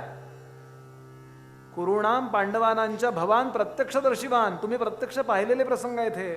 मला आपण सांगा, आजही कुटुंबामध्ये अशी भांडणं होतात की नाही? अवॉइड कराय करता, हे सगळं दूर करण्याकरता आणि काय होऊ शकतं याचा अंदाज आज जर आपण घेतला तर जे महाभारत ऐकतात ना, त्यांच्या जीवनात महाभारत घडत नाही. लक्षात घ्या. महाभारत ऐकतात म्हणजे महाभारताचं ऐकतात, फक्त गाणाने ऐकतात नाही. कितीतरी वेळा कृष्ण, विदुर सातत्यानं या भावाभावांच्या मध्ये प्रेम निर्माण करून द्यायचा प्रयत्न करतात. कृष्णांची कितीतरी वचन आहेत. मला सांगता, बरं हे सगळे शहाणे होते. दुर्योधन वाईट होता म्हणजे तो कुठं वाईट होता हो? ज्या विषयात वाईट होता ते होता. पण पांडव सोडून त्याने उगाच उठसूट याला त्रास दे त्याला त्रास दे असं कुठं आहे का हो? अहो, दुर्योधनाचा हा सद्गुण आपल्या लक्षात घेतला पाहिजे की या युद्धाचा अगदी अंतिम टप्पा म्हणजे युद्ध ठरल्यानंतरचा जो अंतिम टप्पा आहे, भगवान गोपाल कृष्ण असून सुद्धा पांडवांना फक्त 7 अक्षोहिणी सैन्य जमवता आलं आणि दुर्योधनानं 11 अक्षोहिणी सैन्य. 1 अक्षोहिणी म्हणजे साधारण 39 लाख.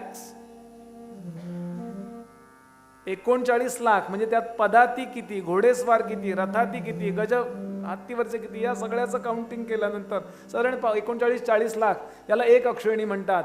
अशा 11 अक्षौहिणी सैन्य दुर्योधन जमवू शकला मैत्री खातर. दुर्योधनामध्ये सद्गुण असणार आहेत ना, कारण नसताना कशाला जातील त्याच्या बाजूने लोक.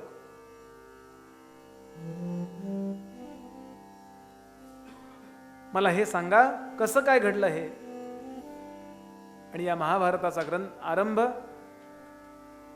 ययातीच्या प्रकरणापासून होतो. त्याच्या अलीकडं पण आहे काही. आपण ययातीचा विचार करूया, थोडा ययातीचा विचार करूया, थोडा दुष्यंताचा विचार करूया. सगळ्याच्या सगळं मी डिटेल सांगणार नाही, वेळही नाही आपल्याजवळ. आता ययाती डोळ्यासमोर आलं की आपल्यासमोर ययाती देवयानी नाटक येतं. त्यातलं काही बरोबर आहे, पण ययातीबद्दल अनेक अलीकडच्या लेखकांनी तो लंपट होता वगैरे जे लिहिलंय ना, ते मूळ महाभारत वाचा म्हणजे आपल्याला लक्षात येईल. त्याला पुण्यश्लोक म्हटलंय भीष्मांनी, ज्याचं रोज सकाळी स्मरण करावं. आहेत का असे कोणी सकाळी स्मरण करावं असे पुण्यश्लोक? कुठे आहेत का? ययाती किती महान होता. ययाती फक्त एकदाच, आणि त्या ययातीचं तत्वज्ञानही आपण थोडं ऐकू. काय प्रकरण आहे हो ययाती हे? आणि देवयानी तर ब्राह्मण आहे, ययाती तर क्षत्रिय आहे. देवयानी ही महान अशा ऋषींची मुलगी आहे, शुक्राचार्यांची ती मुलगी आहे. शुक्राचार्य वृषपर्वा नावाच्या दैत्य कुळातल्या एका महान राजाचे गुरुजी आहेत, पुरोहित आहेत. आता राजाची मुलगी शर्मिष्ठा आणि गुरुजींची मुलगी देवयानी, अशा अनेक जणी एकदा केव्हा तरी पोहायला गेल्या. नदीवर, तलावावर पोहायला गेल्या. आता पोहता पोहता भगवान शंकर नंदीवरून चालले होते आकाशमार्गाने, असं वर्णन आहे. आणि रवींद्रनाथ टागोरने याच्यावरती कादंबरी लिहिली आहे, कच्च्या देवयानी हेच त्याचं नाव आहे. आणि एकदम शंकर जात आहेत, देव जात आहेत म्हटल्यानंतर लाजल्या त्या सगळ्या जणी, आणि असं अंगावर कपडे पटकन परिधान केले. जसं मोठ्या लोकांना आपण आदर देतो ना, द्यायलाच पाहिजे. बस सासूबाई आल्या, कानातलं काढतो, काय म्हणताय म्हणतो की नाही हल्ली, एवढा आदर दिला तरी खूप झालं.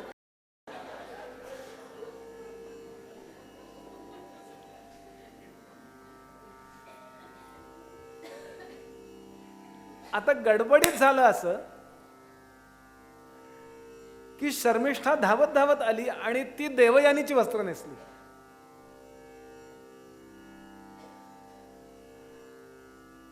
देवयानीला आवडलं नाही, मानिनी आहे ती.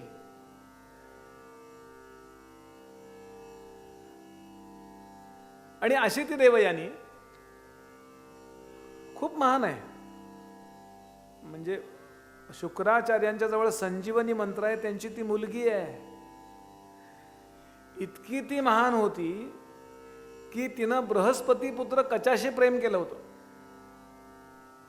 या कचाला पाठवला होता, तिला कचाला पाठवला होता की तू संजीवनी मंत्र शिकून ये. आणि आपल्याला हे माहिती असलं पाहिजे की कच हा खोटं बोलून संजीवनी मंत्र शिकलेला नाही आहे.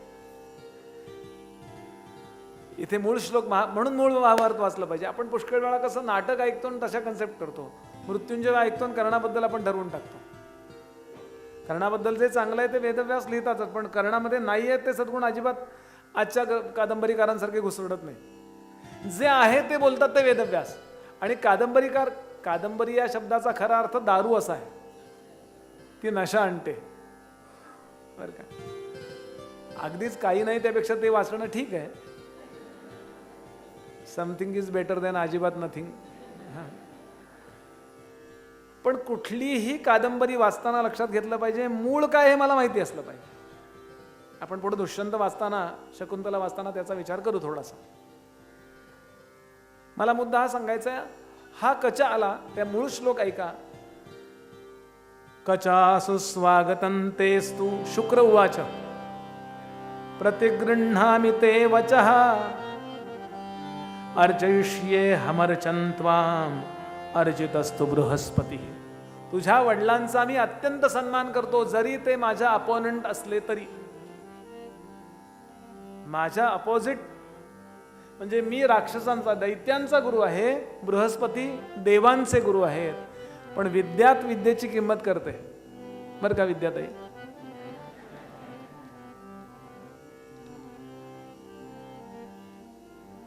कुठलाही सद्गुणी मनुष्य जो आहे ना, तो सद्गुणांची किंमत, भले तू विरोधी पक्षात असेल काही हरकत नाही, माझ्यापेक्षा त्याच्याकडे ही गोष्ट आहे बा.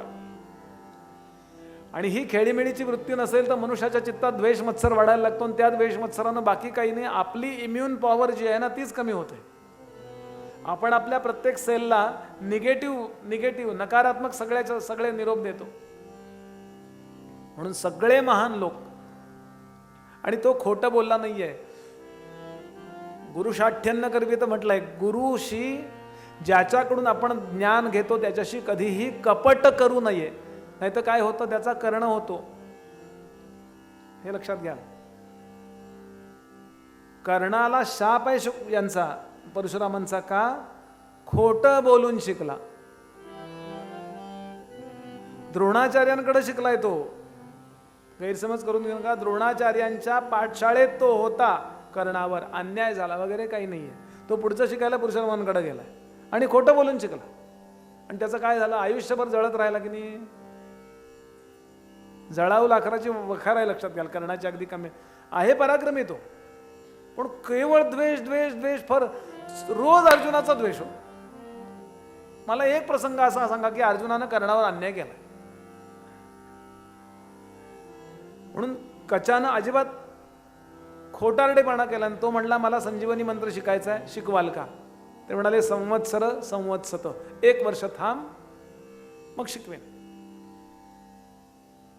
1 वर्षानंतर ठरवेन. 1 वर्ष असं आहे की शिष्यानं गुरुकडे आल्यानंतर गुरु सुद्धा स्वतंत्र नाहीये, मी कधी शिकवेन याला, त्याचा वेळ नाही घालवायचा. 1 वर्षभर तू गाई राख, अमकं कर तमकं कर, तुझ्या परीक्षा घेईन.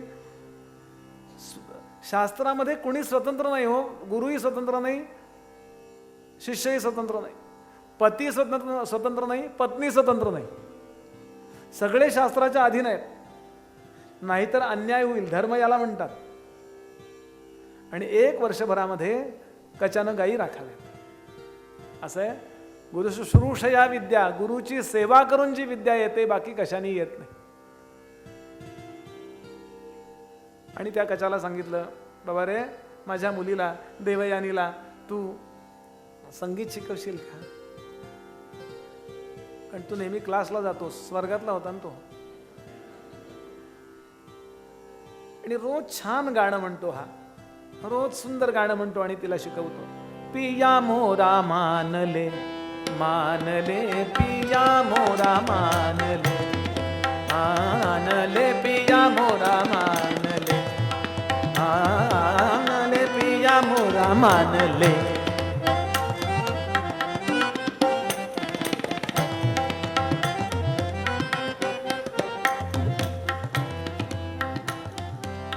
इतनी बिनती मोरी मान ले पिया, इतनी बिनती मोरी मान ले पिया, इतनी बिनती मोरी मान ले पिया.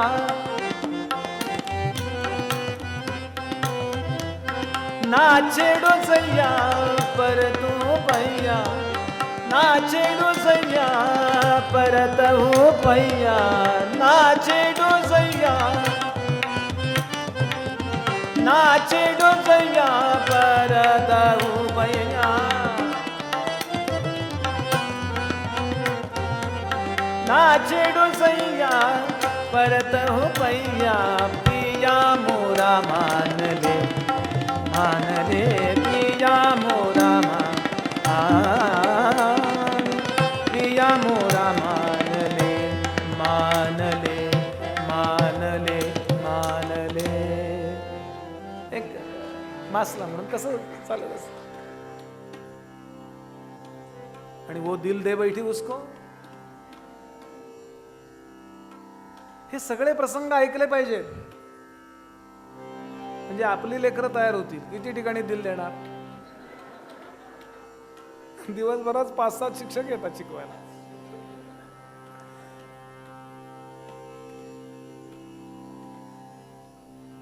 आणि प्रामाणिकपणा आणि सेवाभाव यांनीच गुरुला जिंकता येतं. बरं, गुरुचं प्रेम आपल्यावरती कसं मिळवता येतं?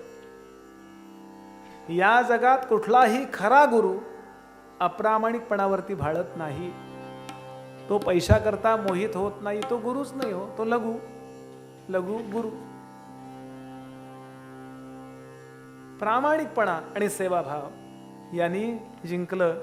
आणि आता थोडी अनुष्ठानं सुरू झाली आणि त्याला थोडे मंत्र शिकवायला सुरुवात झाली. आणि दैत्यांना कळलं. ययाती प्रकरणात येण्याच्या आधी ही गोष्ट महत्वाची आहे म्हणून सांगतो. दैत्यांना कळलं हे चालतं. आणि म्हणून त्या दैत्याने त्याला जेव्हा गायी राखायला गेला तेव्हा त्याला ठार मारला. आणि काय केलं? त्याचे तुकडे केले. 35 केले का किती केले माहित नाही. आणि ते प्राण्यांना खायला घातले. मृकाणी असा शब्द आहे. हे चालतं. आपल्या देशातली सायंटिफिक सिक्रेट्स जाऊ नयेत दुसऱ्या देशात याकरता हे मोठ्या या गुप्त संस्था असतात ना, हे काम करत असतात. सगळेजण स्वतः करता जागे असतात. आपल्याला माहिती आहे गेल्या 2-3 वर्षात 70 आपले वैज्ञानिक मारले गेलेत. कोणी इंजेक्शनमुळे मारला गेला, तर कोणी अमक्यामुळे मारला गेला. तसं कारण कळत नाही. या सगळ्या गुप्त बातम्या असतात. हे आपल्या सरळ ह्याच्यावर येत नाहीत. त्याच्यावर अतिकनी हे असतात. हां, त्यांना कळतच नाही होय. तिथपर्यंत यांना सोडणार कोण? पत्रकारांना. हे मोसाद वगैरे आहे का नाही? हे सगळीकडेच चालतं, केवळ आपल्या त्यांच्यात नाही. आणि याला कशाला? हा आपली सायंटिफिक सिक्रेट चोरायला आलाय. कसं जगू देतील ते? त्याला मारला. आणि वृकाणी म्हणजे श्लोकच आहे, भित्वा शरीराणी वृकाणां सविनिर्गतः. तुकडे करून या वृकाणी या लांडग्यांना खायला घालण्यात आले. आणि गायी परत आल्या. गुराखी परत नाही आला. गायी परत येतात, म्हशी नाही परत येत. म्हणजे त्या तेवढ्या गायींच्या एवढ्या त्या हुशार नसतात. आणि बरोबर आपल्या दाव्याजवळ जाऊनच उभी राहते गाय बघा. म्हणून गायीचं दूध पिलं पाहिजे. म्हणजे सिग्नल तांबडा आहे का हिरवा आहे कळतो. कोणी सिग्नल मोडला की मी फक्त एकच वाक्य म्हणतो, म्हशीचं दूध. बाकी जास्त बोलत नाही. शार्पनेस जो आहे ना, हे कळत नाही असं नाही, पण तो वेळेवर कळलं. पंक्च्युअल शब्द वापरतो ना आपण. एकदम सावध राहिलं पाहिजे. हे गाईच्या दुधात आहे. आणि त्या मला त्याच्यात नाही ते सगळं लिहिलंय यांनी की गायी कशा परत आल्या, त्या कशा परत येतात. आणि हा आला नाही. आमचे मुद्दाम सांगतो, आपल्याला आवडतं हे सगळं. या संपूर्ण महाभारतावरती मोरोपंतांनी प्रत्येक श्लोकावर एक आर्या केली आहे. त्याचं नाव आहे आर्या भारत. काय मोरोपंत असतील, बारामतीचे आहेत बरं ते. महाभारताचा आणि बारामतीचा संबंध थोडा तरी आहे.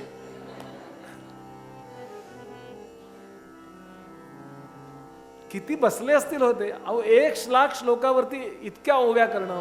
आर्या भागवत आहे, आर्या रामायण आहे, याच्या व्यतिरिक्त केकावली आहे. काय मोरोपंत असतील हो. हे आपलं वैचारिक साहित्यिक वैभव आहे हो.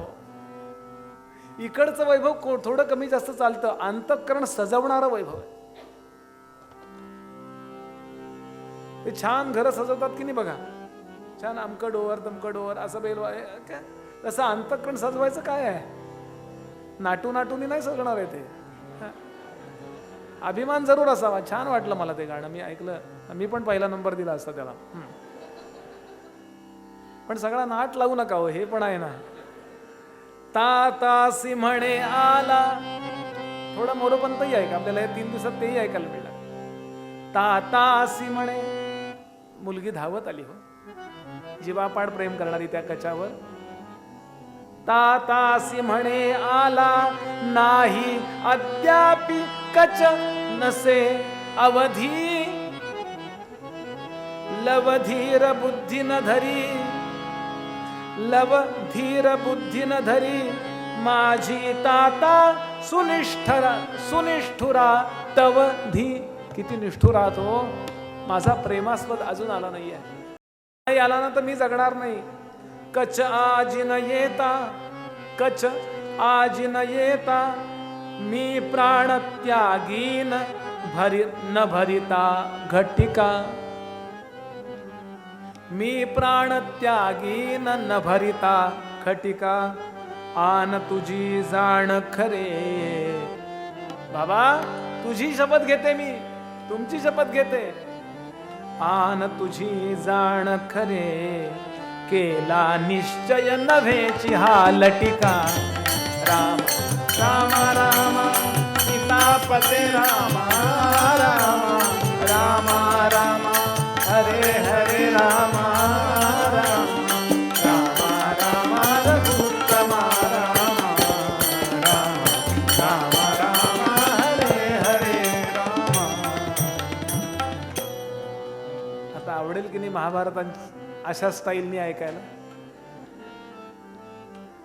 वेदव्यास आहेतच, कालिदास आहेतच, बरं भवभूती आहेतच, भारवींनी महाभारतावर छान लिहिलं.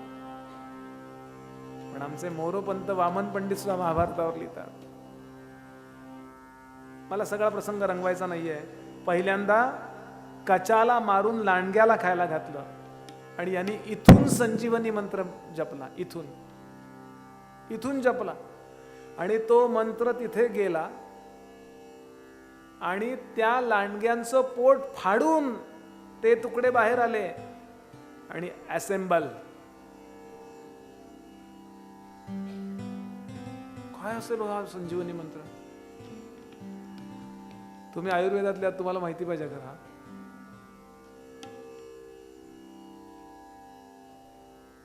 याचा अभ्यास करायला पाहिजे. काय मंत्राच्या स्पंदनाने आपल्याला आपलं जीवन अशा प्रकारे टॅकल करता येऊ शकतं का?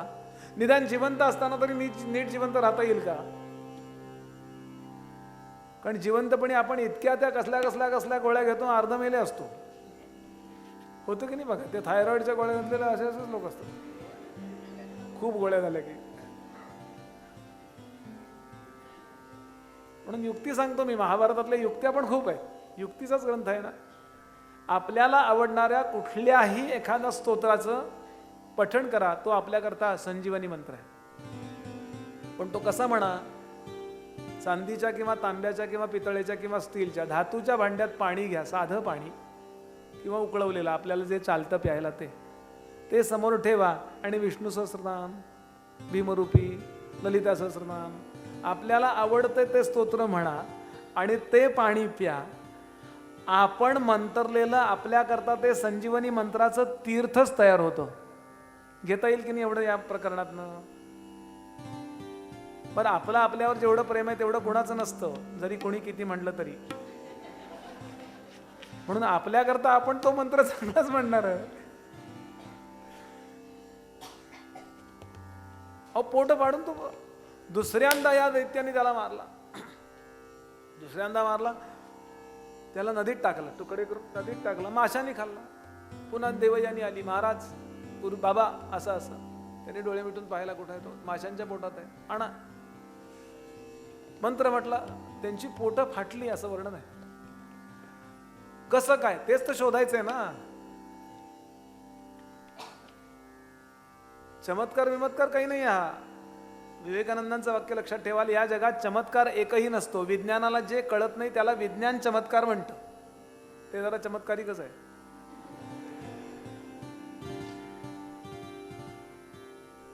आणि याकरता अनेकदा मी बोललोय, in search of secret India हे पॉल ब्रंटनचं पुस्तक वाचून बघा. वाचलं असेल त्यांना कळेल. भारतीय रहस्याच्या शोधात, मराठीमध्ये पण मिळतं ते. पॉल ब्रंटननं लिहिलंय की आपल्याकडे किती योग आहेत. राजयोग आहे, हटयोग आहे, लययोग आहे, मंत्रयोग आहे, किती प्रकारचे योग आहेत. वाटेल इथे बसून आपल्याला जर रेकी देता येते मध्यंतरी मी ठाण्यातच प्राणिक हिलिंगचा कोर्स केला तुमच्या डॉक्टर अनुप देवांकडे, आपण त्यांना ओळखत असाल. बरीच 4-5 वर्ष होऊन 5-6 वर्ष होऊन गेले असतील. ते चेन्नईचे एक सर आले होते आम्हाला शिकवायला. तेव्हा माझी कथा चालू होती. ते म्हणले याल का? म्हणलं अवश्य येईन, कायम शिकतच राहावं. आमचे घागबुवा म्हणायचे शिकणारा संपतो, शिक्षण कधी संपत नाही, शिकतच राहायला पाहिजे कायम. तर ते म्हणाले इथून तुम्ही परदेशातल्या एखाद्या आपल्या पेशंटला रेकी देऊ शकता, किंवा इथून तुम्ही बसला ना इथे तर मला इथे कळू शकतं ते जर मी डेव्हलप केलं तर तुम्हाला ऍसिडिटी झाली. अंदाजानं बोलायचं नाही.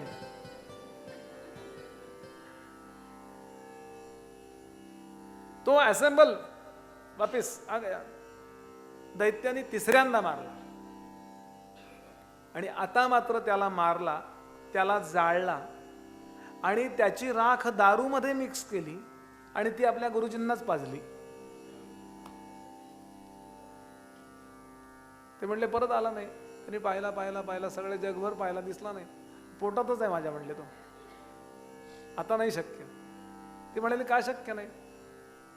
ते म्हणाले मी मरेन पण तुम्ही त्याला मंत्र दिलाय ना? ते म्हणले दिलाय. म्हणजे त्याला येतो ना? येतो. मग तो जिवंत झाला की तुम्हाला जिवंत करील. आणि अशा प्रकारे 3 वेळा त्याला जिवंत केला. मला सगळंच सांगत बसायचं नाहीये, कथाही सांगायची नाही. आज मुद्दा एवढा आहे, महाभारतात ना आपल्याला शिकण्यासारखं काय आहे की विवेकतरुचे उद्यान कशा करतात. आणि यानंतर कचाला सांगितलं बाबा रे हे काही खरं नाही, तू आपला निघून जा, मंत्राचं काम झालेलं आहे, तू इथून निघून जा आणि तू जाऊन आता तुझ्या गुरुजींना सांग. आता जाताना जेव्हा ती देवयानी त्याचं उपर्ण धरायला लागली असं वर्णन केलंय गुरुचरित्रात, ही ओवीच आहे. उपर्ण धरलं त्याचं. आमचे गुरुजी सांगतात उपरण्याला कमी समजू नका, उपरण जमलं तर ते उपरण आहे. हा बरं. आणि चाणक्य आठवा, रामदास स्वामी आठवा, या उपरण्यात खूप वय आहे म्हणले. आपण विदुर नीतीत उद्या ऐकणार आहोत. एक बुद्धीचा विचार दिला गेला तर हजारो माणसं मरू शकतात. एका बाणाने फक्त कदाचित समोरचा एखादा मरेल, तो बाण नीट सोडला गेला तर. पण योग्य विचार दिला गेला तर शत्रूचे हजारो सैनिक मारण्याचं ताकद एका मंत्रात आहे, असं विदुर नीतीत येतं. ती जेव्हा धरायला लागली ते उपर्ण, तो म्हणाला असा विचार करू नको, मी तुझा गुरुजी आहे. एका अर्थानं गुरुनी विद्यार्थिनीशी लग्न करायचं का? गुरुजी आणि विद्यार्थिनी हे वडील आणि मुलीचं नातं आहे. जे अर्जुनानं सांगितलंय उत्तरेला, तेच इथं यांनी सांगितलंय. अर्जुनाला बदनाम करू नका. अर्जुनानं अनेक विवाह केलेत बरोबर आहेत, पण अर्जुनानं अधर्म कुठेही केलेला नाहीये. तसं इथे मी नाही. ती म्हणाली मी तुला 2 वेळा जिवंत केला आणि तिसऱ्यांदा तर वडिलांच्या पोटातनं जिवंत केला. तेव्हा तो काय म्हणतो याबद्दल मोरोपंतांची आर्य आहे. म्हणाले याचा अर्थ मी ज्या पोटात तू राहिली त्या पोटात मी राहिलो, एका अर्थानं मी बंधू आहे तुझा. ज्या उदरी वास तुझा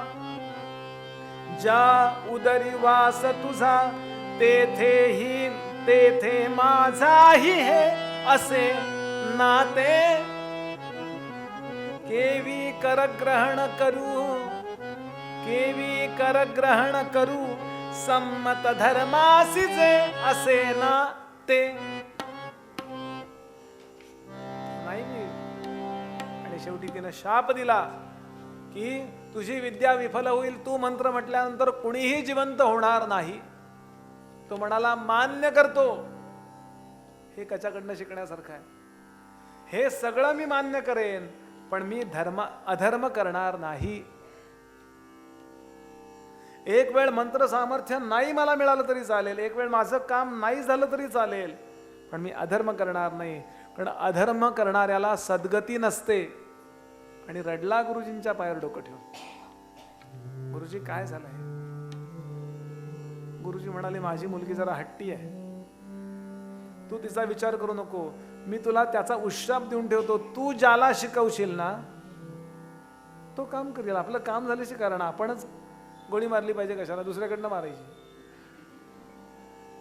ऐक नाही म्हणजे संजीवनी मंत्राबद्दल म्हणतोय मी हे.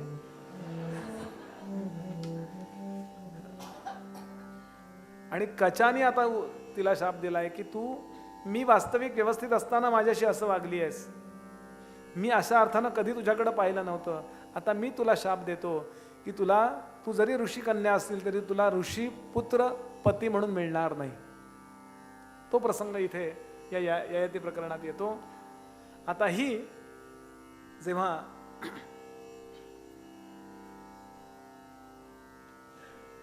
आपल्या राजाच्या मुलीबरोबर शर्मिष्ठेबरोबर पोहायला गेली आहे आणि भगवान शंकर पार्वती असे नंदिकेशावरून चालले होते, त्यावेळेला पटकन सगळ्यांनी वस्त्र नेसली. ही लपली पाण्यामध्ये आणि वर आल्यानंतर तिनं पाहिलं आपलं वस्त्र शर्मिष्ठेनं नेसलंय. दैवयानी म्हणाली मी नेसणार नाही वस्त्र. हा सुद्धा मुद्दा पाहायला पाहिजे. हे काय कळलं, काय होतंय हो, आपण कोणाचं टॉवेल घेऊन तोंड पुसतो, हल्ली ते बेसिनला लावलेलेच असतात बघा. पहिला शेंबूड पुसतो, याला बीभत्स रस म्हणतात, हा नसावा खरं. पूर्वी एकमेकांची वस्त्र एकमेकांना चालत नसत. महाभारतात इथे श्लोक येतात बरं. इतकं हायजेनिक, ज्याला आपण मायक्रोबायोलॉजी म्हणतो ना, इतकं हायजेनिक विचार केला गेला. अहो सुईच्या टोकावर हजारो बॅक्टेरियाज राहतात, सुईच्या टोकावर. एवढा विचार आम्ही केलेलाच नव्हता कधी. तो महाभारताने आमच्या शास्त्राने केलाय.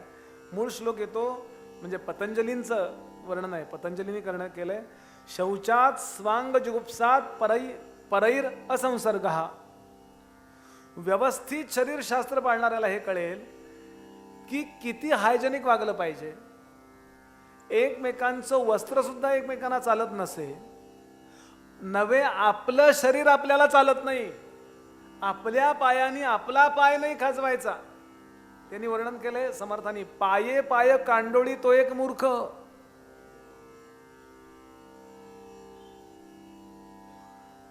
आणि पूज्य डोंगरे महाराजांच्या चरित्रात मी वाचलं, डोंगरे महाराज कधीही चुकून जर असा तळ पायाला हात लागला तर पुढं पोथीला तो लावत नसतो. कारण तळ पायाला हात लागला, मी कृष्णांच्या शरीराला कसा लावू. जेवायला वाढताना टेकवायचं नाही, 1 इंचावरनं टाकायचंय. हल्ली वाढताच येत नाही हो. साधारणतः प्रत्येक घरात मला हा वाद होतो. ते सिंगापूरला गेलो तुम्ही, म्हटलं जरा ताई जरा थोडं 2 इंचावरनं वाढत. त्या 2 वर्ष पुढे बोलली नाही ती बाई माझ्याशी. नावाचं प्रकरण हल्ली फार झालं हो. आणि नंतर तिने कुठंतरी वाचलं, नंतर म्हणली बुवा तुमचं बरोबर आहे. 2 वर्ष गेली त्या. आम्हाला, मी गंमत म्हणून बोलत नाही आहे, लक्षात घ्या. मला सांगायचं शुद्धतेची परमावधी जेव्हा करताना तुम्ही, मी कशा करता बोलतोय लक्षात घ्या. मी यांच्याकरता त्यांच्याकरता नाही बोलत आहे. आपल्या घरात सुद्धा या गोष्टी पाळता आल्या पाहिजे. आणि मग जाऊन कुठे शुद्धतेची परमावधी निर्माण होते ना, मग जाऊन कुठे काहीतरी आपल्या DNA वर त्याचा परिणाम होतो. सूक्ष्मता सगळ्या आहेत. आणि यानंतर खूप मोठा प्रसंग आहे, मला सगळा तो सांगायचा नाही आहे. त्या ययाती प्रकरणामध्ये ययाती कसा पोहोचला तिच्यापर्यंत, तर ती राजाची मुलगी होती. शर्मिष्ठा ही वृषपर्वा राजाची मुलगी आहे.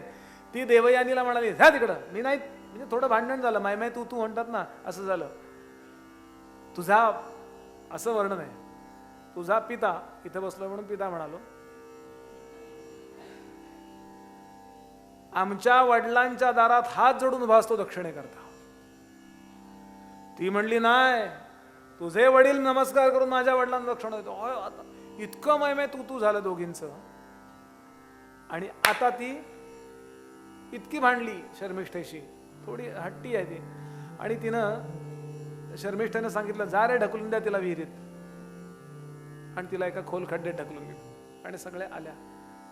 आणि आता एकही वस्त्र अंगावर नसलेल्या स्थितीमध्ये ती देवयानी, शुक्राचार्यांची मुलगी, मला कोणी बाहेर काढेल का अशी वाट पाहतीये. आणि पाणी पिण्याकरता तिथे ययाती येतो. आणि कोण आहे, आरडाओरडा ऐकू आला, चला कोणी वाचवा. आणि म्हणून त्यानं पाहिलं तिच्याकडे आणि एकदम अशी मान फिरवली. आपल्या अंगावरचं उत्तरीय सोडलं, ते तिच्यापर्यंत सोडलं आणि तिला वरती घेतलं. तेच उत्तरीय तिला सांगितलं, मी तिला हात दिला, असं वरती घेतलं आणि तिला सांगितलं, मी इकडे पाहतो, तू वस्त्र नेसून घे. हे वस्त्र नेस सध्या, काय आता इलाज नाही. मग तेव्हा तिनं प्रश्न विचारलाय, हा जो तुम्ही माझ्या हातात हात दिलाय तो कधीच सोडू नका.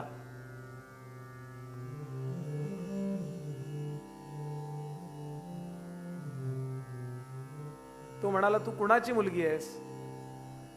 ती सांगते, मी शुक्राचार्यांची. त्याने सांगितलं, शांतम पापम, मी क्षत्रिय आहे, मी तुझ्याशी लग्न करू शकणार नाही. काय म्हणतील गुरुजी? तेव्हा ती सांगते, मला असा असा शाप आहे, त्यामुळे माझा असाच कोणाशी तरी विवाह होणार आहे, तेव्हा तुम्ही नाही म्हणू नका. ते म्हणाले, गुरुजींनी परवानगी दिली तर मी तुझ्याशी विवाह करीन. मग तो निघून जातो आणि ही गावाच्या बाहेर थांबते. खूप मोठा प्रसंग आहे, मला सगळा स्किप करायचा आहे. आणि या प्रसंगामध्ये तिनं आपल्या वडिलांना गावाच्या बाहेर बोलवून घेतलंय. मी त्या राज्यात पाऊल ठेवणार नाही, मानिनी आहे ती. मी त्या राज्यात पाऊल ठेवणार नाही ज्या राज्यात त्या राजकन्येनं माझा अपमान केला. मी येणार नाही तिकडे. काही झालं तरी शुक्राचार्यांची मुलगी, हे शुक्राचार्यांचं हृदय आहे, मुलीवर अत्यंत प्रेम. तेव्हा ते पण निघाले. तेव्हा वृषपर्वा राजा शरण येतो. तो सांगतो, महाराज काय वाटेल ते करा, पण मला सोडून जाऊ नका. कारण गुरुजींनी एकदा त्याग केला, गुरुजींनी एकदा त्याग केला तर त्याची वाताहत होते. पण पुरोहित पाठीशी पाहिजेत. पुढा प्रसंग आपण पाहणार आहोत नंतर. तेव्हा वृषपर्व्याला सांगितलं, बाबा माझ्या मुलीची मनधरणी कर. ती म्हणाली, चालेल, हरकत नाहीये, माझं त्यांच्याशी लग्न करून द्या. तो म्हणला, सगळा खर्च माझा. नाही, माझी अट आहे. काय? माझी दासी म्हणून शर्मिष्ठेला पाठवायला पाहिजे.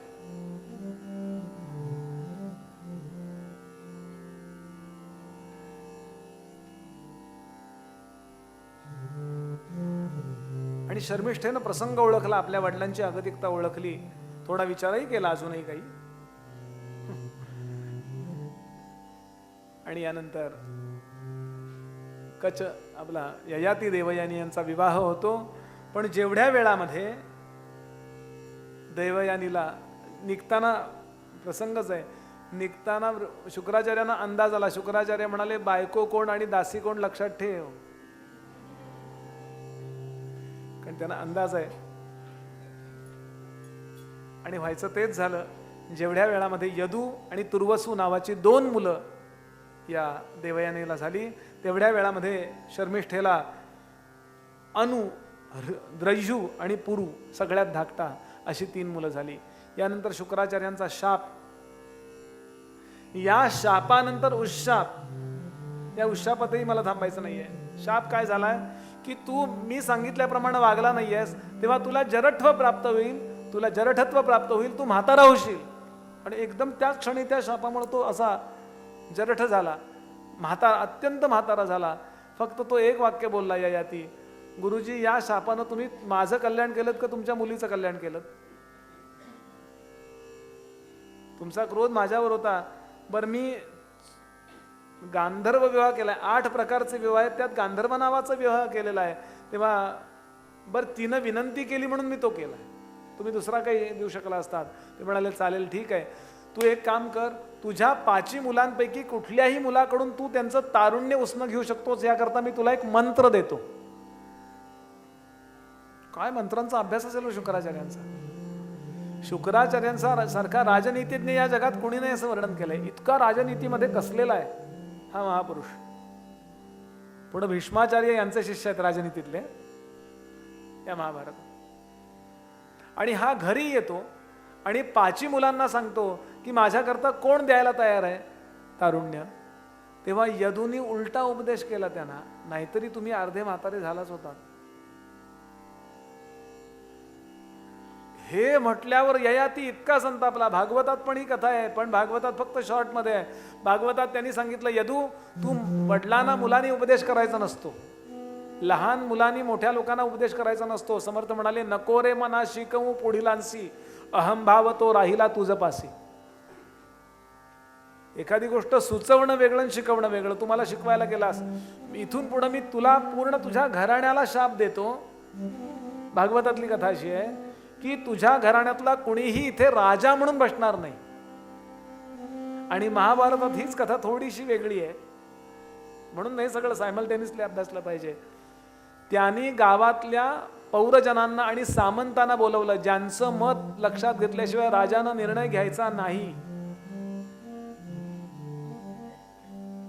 असा नियम होता त्यावेळेला.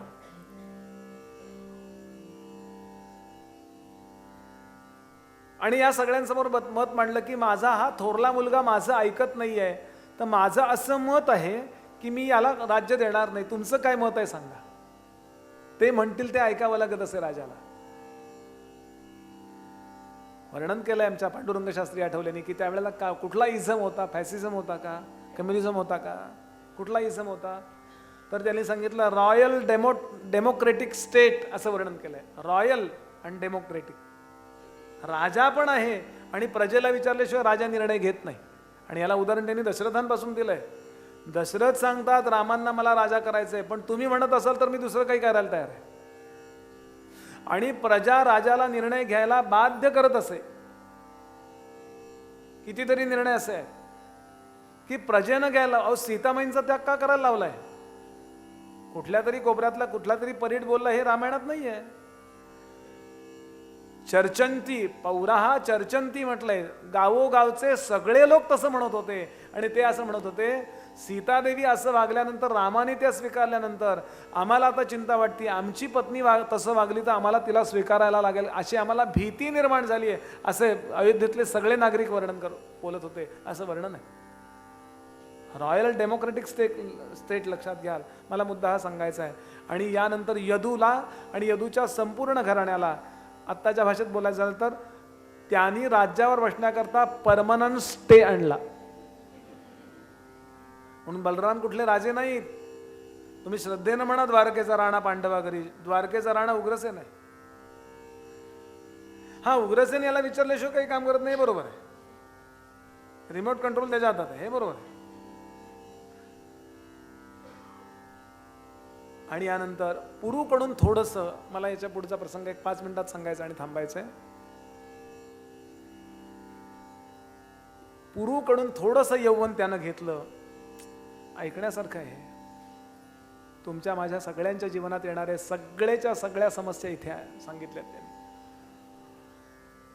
आणि त्याला लक्षात आलं की नाही, माझं जवळपास अर्ध तारुण्य मी भोगलं, माझ्या मुलाकडून उसनं घेतलेलं अर्ध तारुण्य भोगलं, आणि तरीही मला तृप्ती होत नाहीये. सावध झाला आणि त्या पुरू वंशातच पुढे कौरव आणि पांडव झालेत बरं. आणि या यदुवंशात कृष्ण आणि बलराम वगैरे झालेत. म्हणून ही ययातीची कथा आवश्यक होती. ययातीपासूनच आहे ते सगळे, इकडून पुरूचे सगळे मुलं. पुरूरवा किंवा पुरू. आणि या सगळ्या प्रकरणामध्ये सगळंच्या सगळं तारुण्य भोगल्यानंतर त्याच्या मुखामध्ये श्लोक आहे. हा श्लोक असाच्या असा भागवतात आहे, पण याचा विस्तार महाभारतात आहे. ययाती आणि पुरूचा संवाद, ययाती आणि सामान्यांचा संवाद, आणि ययाती आणि अष्टक नावाच्या महापुरुषांचा संवाद हा वाचण्यासारखा आहे. हा नाही दाखवण्यात आला महाभारतामध्ये. तो सांगतो, सगळ्यांना म्हणून सांगतो, तुम्हाला मला सगळ्यांना सांगतोय तो, मी माझं म्हणजे जवळपास दुप्पट तारुण्य भोगलं. सगळ्या प्रकारचं खाणं पिणं असेल, सगळ्या प्रकारची सुख असतील, मी भरपूर भोगली. आणि मी तुम्हाला एक गोष्ट सांगू शकतो, न जातु काम कामानाम उपभोगेन शाम्यती हविषा कृष्णवर्त्मैव भूय एवाभिवर्धते.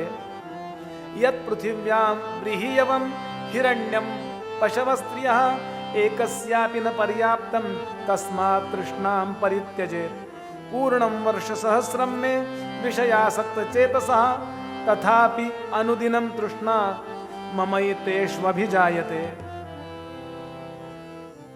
3 श्लोकाचा थोडक्यात विचार करूया. एखादं मोठं हवनकुंड पेटलेलं आहे, भरपूर अग्नी पेटलेला आहे, लाकडं प्रज्वलित झाली आहेत, त्यामध्ये तुपाच्या आहुत्या घालून घालून घालून त्या तुपाच्या आहुत्या त्यामध्ये टाकून अग्नी विझण्याची वाट पाहणारा जेवढा महामूर्ख आहे, त्यापेक्षा जास्त महामूर्ख तो आहे जो सगळ्या आपल्या ज्ञानेंद्रियांचे भरपूर उपभोग देऊन ते शांत होतील याची वाट पाहतो. केव्हा तरी ही गोष्ट जाणून घ्या, केव्हा तरी ही गोष्ट पक्की करून घ्या. या जगातल्या सगळे तांदूळ, व्रीही, यवम, त्यानंतर हिरण्यम, सोनं, पशवः, सगळे पशु, सगळ्या स्त्रिया किंवा सगळे पुरुष, हे सगळे जरी एकाला मिळाले तरी या सगळ्यांकडून त्या एकाची तृप्ती होणार नाही. काय सिद्धांत आहे? पुढे सांगतात, मानसिक क्षुधा, शरीराच्या क्षुधेपेक्षा मानसिक क्षुधा शांत करायचा अभ्यास करा. समस्या कशी होते माहितीये? इतकं सगळं सगळं सगळं सगळं मिळवत जातो. महाभारतातले काही अनेक सिद्धांत आहेत, त्यातला महत्वाचा सिद्धांत, इतकं सगळं मिळवत जातो जातो जातो आणि तरी असं वाटतं आता हे सगळं सोडून कसं जायचं. आणि गंमत काय होते माहिती का? जेव्हा आपण उपभोगाचं सामर्थ्य होतं ना आपल्या जवळ, त्यावेळेला मिळालं नाही हो. लाडू शुगर फ्री आहेत का हो? आणि जसे जसे गात्राणि शिथिलायन्ते तृष्णैका तरुणायते, समस्या अशी होते. आणि मग जी मानसिक फरफट होते ना, या फरफटीतून बाहेर येण्याकरता ययाती उपदेश करतोय. हा उपदेश असाच्या असा कृष्णाने उद्धवाला केलाय, उद्धव गीतेत. म्हणून शारीरिक भुकेपेक्षा मानसिक भूक.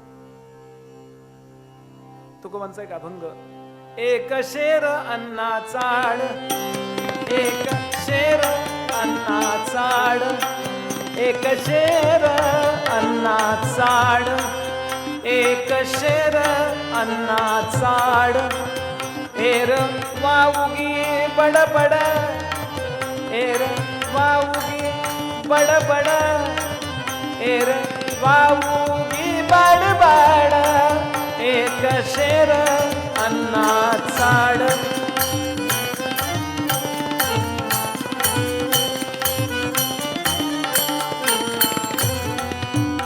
आणि जे मिळतं ना, आपण मिळवलं, केव्हा तरी विचार करून बघावा, त्यातलं 1% तरी आपण उपभोगलं का हो? जे मिळवलं. मी माझ्या गुरुजींच्या बरोबर एकाला भेटायला गेलो होतो. त्यांच्या म्हाताऱ्या आजी गेल्या 95 वर्षाच्या, म्हणून त्यांना भेटायला गेलो. म्हणजे मी आपलं नुसता मागं आपलं नळ्याची यात्रा असं, पण शिकायला खूप मिळतं. त्या यजमानांनी कपाट उघडून दाखवलं. 800 ते 1000 साड्या होत्या, पॅकिंग मधनं न काढलेल्या. आमच्या गुरुजींना त्याने प्रश्न विचारला, ह्याचं काय करू? म्हणजे तिने स्वतःही नेसल्या नाहीत,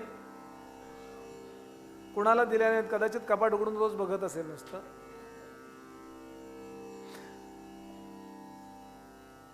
तिच्या साड्या आपल्या नोटा. अचानक आलं की नाही संकट 16 साली. हा महाभारत फार महत्वाचा विचार आम्हाला देते लक्षात घ्या. गमतीचा भाग सोडून देऊया. याचा अर्थ मगाशी बोललो तसं रडत बसायचं नाहीये. तो ययाती सांगतो, शरीरानं संयमाचा अभ्यास आणि मनानं संतोषाचा अभ्यास करावा. 2 अभ्यास सांगितले, शरीरानं संयमाचा आणि मनानं संतोषाचा अभ्यास करावा. नाहीतर इंद्रपदावर, तो सांगतो इंद्रपदावरचा सुद्धा गरीब असतो. इंद्रपदावरचा सुद्धा गरीब असतो. ज्ञानोबांची ओवी आहे, स्वर्गीचे पुरंदर 14 जाती, 14 वेळा 14 वेळा इंद्रपदावर बसला तरी अस्तुटा राहतो तो मनुष्य, तो जीव. कृष्ण जेवायला बसले होते, 1 मिनिट फक्त. कृष्ण जेवायला बसले होते आणि वाढत होत्या सत्यभामाबाई. वाढता वाढता साखर भात केला होता, नारळी भात, गोड भात, काही म्हणा. आणि तो गोड करायचे पूर्वी लोक. आता तिखट पदार्थ गोड करतात, गोड पदार्थ तिखट करतात, अगोड करतात, है की नाही? चटणीत इतकी साखर घालतात ना आणि म्हणतात बुवा चटणी तिखट झाली आहे का?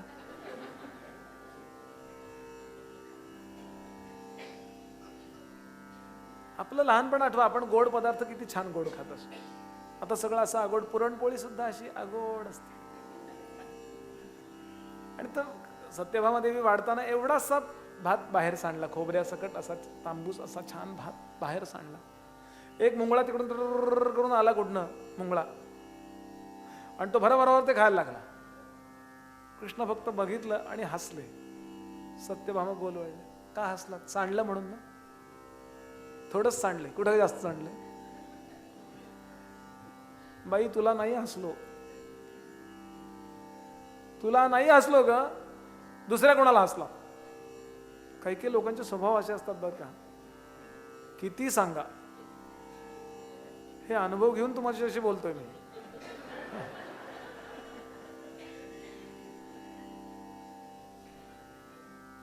सगळ्या 8 जणी आल्या. देवा का हसलात सांगा? कारण कृष्णांचं नुसतं असं करणं सुद्धा सकरण असायचं. उगाच आपलं काही नाही वाटलं हाय काय असं नाही की. कृष्ण ही पर्सनॅलिटी आपण अभ्यासली पाहिजे बरं का. असं एक ढोबळ मानाने कृष्ण आम्हाला माहिती आहे, आणि बाकी काही माहीत नसलं तरी 16,108 एवढंच माहिती आहे. पण काय कृष्णांचं चरित्र आहे हो. कृष्ण जेवढे जेवढे जेवढे आपण अभ्यासाला लागतो ना, तेवढी धीर गंभीरता येते चित्ताला. कृष्ण विनोदी असू देत, वरवर ते विनोदी आहेत, पण आतमध्ये जी धीर गंभीरता आहे ना, ती गीतेला दिलेला जो स्थितप्रज्ञ नावाचा जो शब्द आहे, यापूर्वी कुठल्याही उपनिषदात किंवा कुठल्याही वाङ्मयात न आलेला शब्द स्थितप्रज्ञ आहे. तो कृष्णांची देणगी आहे. म्हणून वेदव्यासांनी वर्णन केले, सर्व उपनिषद रूपी गायींची धार काढणारा कृष्ण हा गवळी आहे. सर्वोपनिषदो गावो दोग्धा गोपाल नंदन. कृष्ण म्हणाले, सत्यभामे, हा मुंगळा 14-15 वेळा इंद्रपदावर बसलेला आहे. पण इंद्रपदावर बसून सगळी सुख भोगून सुद्धा जेव्हा पुण्य संपल्यानंतर पुन्हा पृथ्वीवर मुंगळ्याच्या जन्माला आला, तरी विषय भोगाची तृष्णा संपली आहे का बघ. हा ययातीच्या उपदेशाचा सारभूत भाग इथे आहे. श्रोते हो, मला सांगायचंय, किती महाभारत ऐकण्यासारखं आहे. विचार आपण एक 15-20 मिनिटांनी परत बसूया.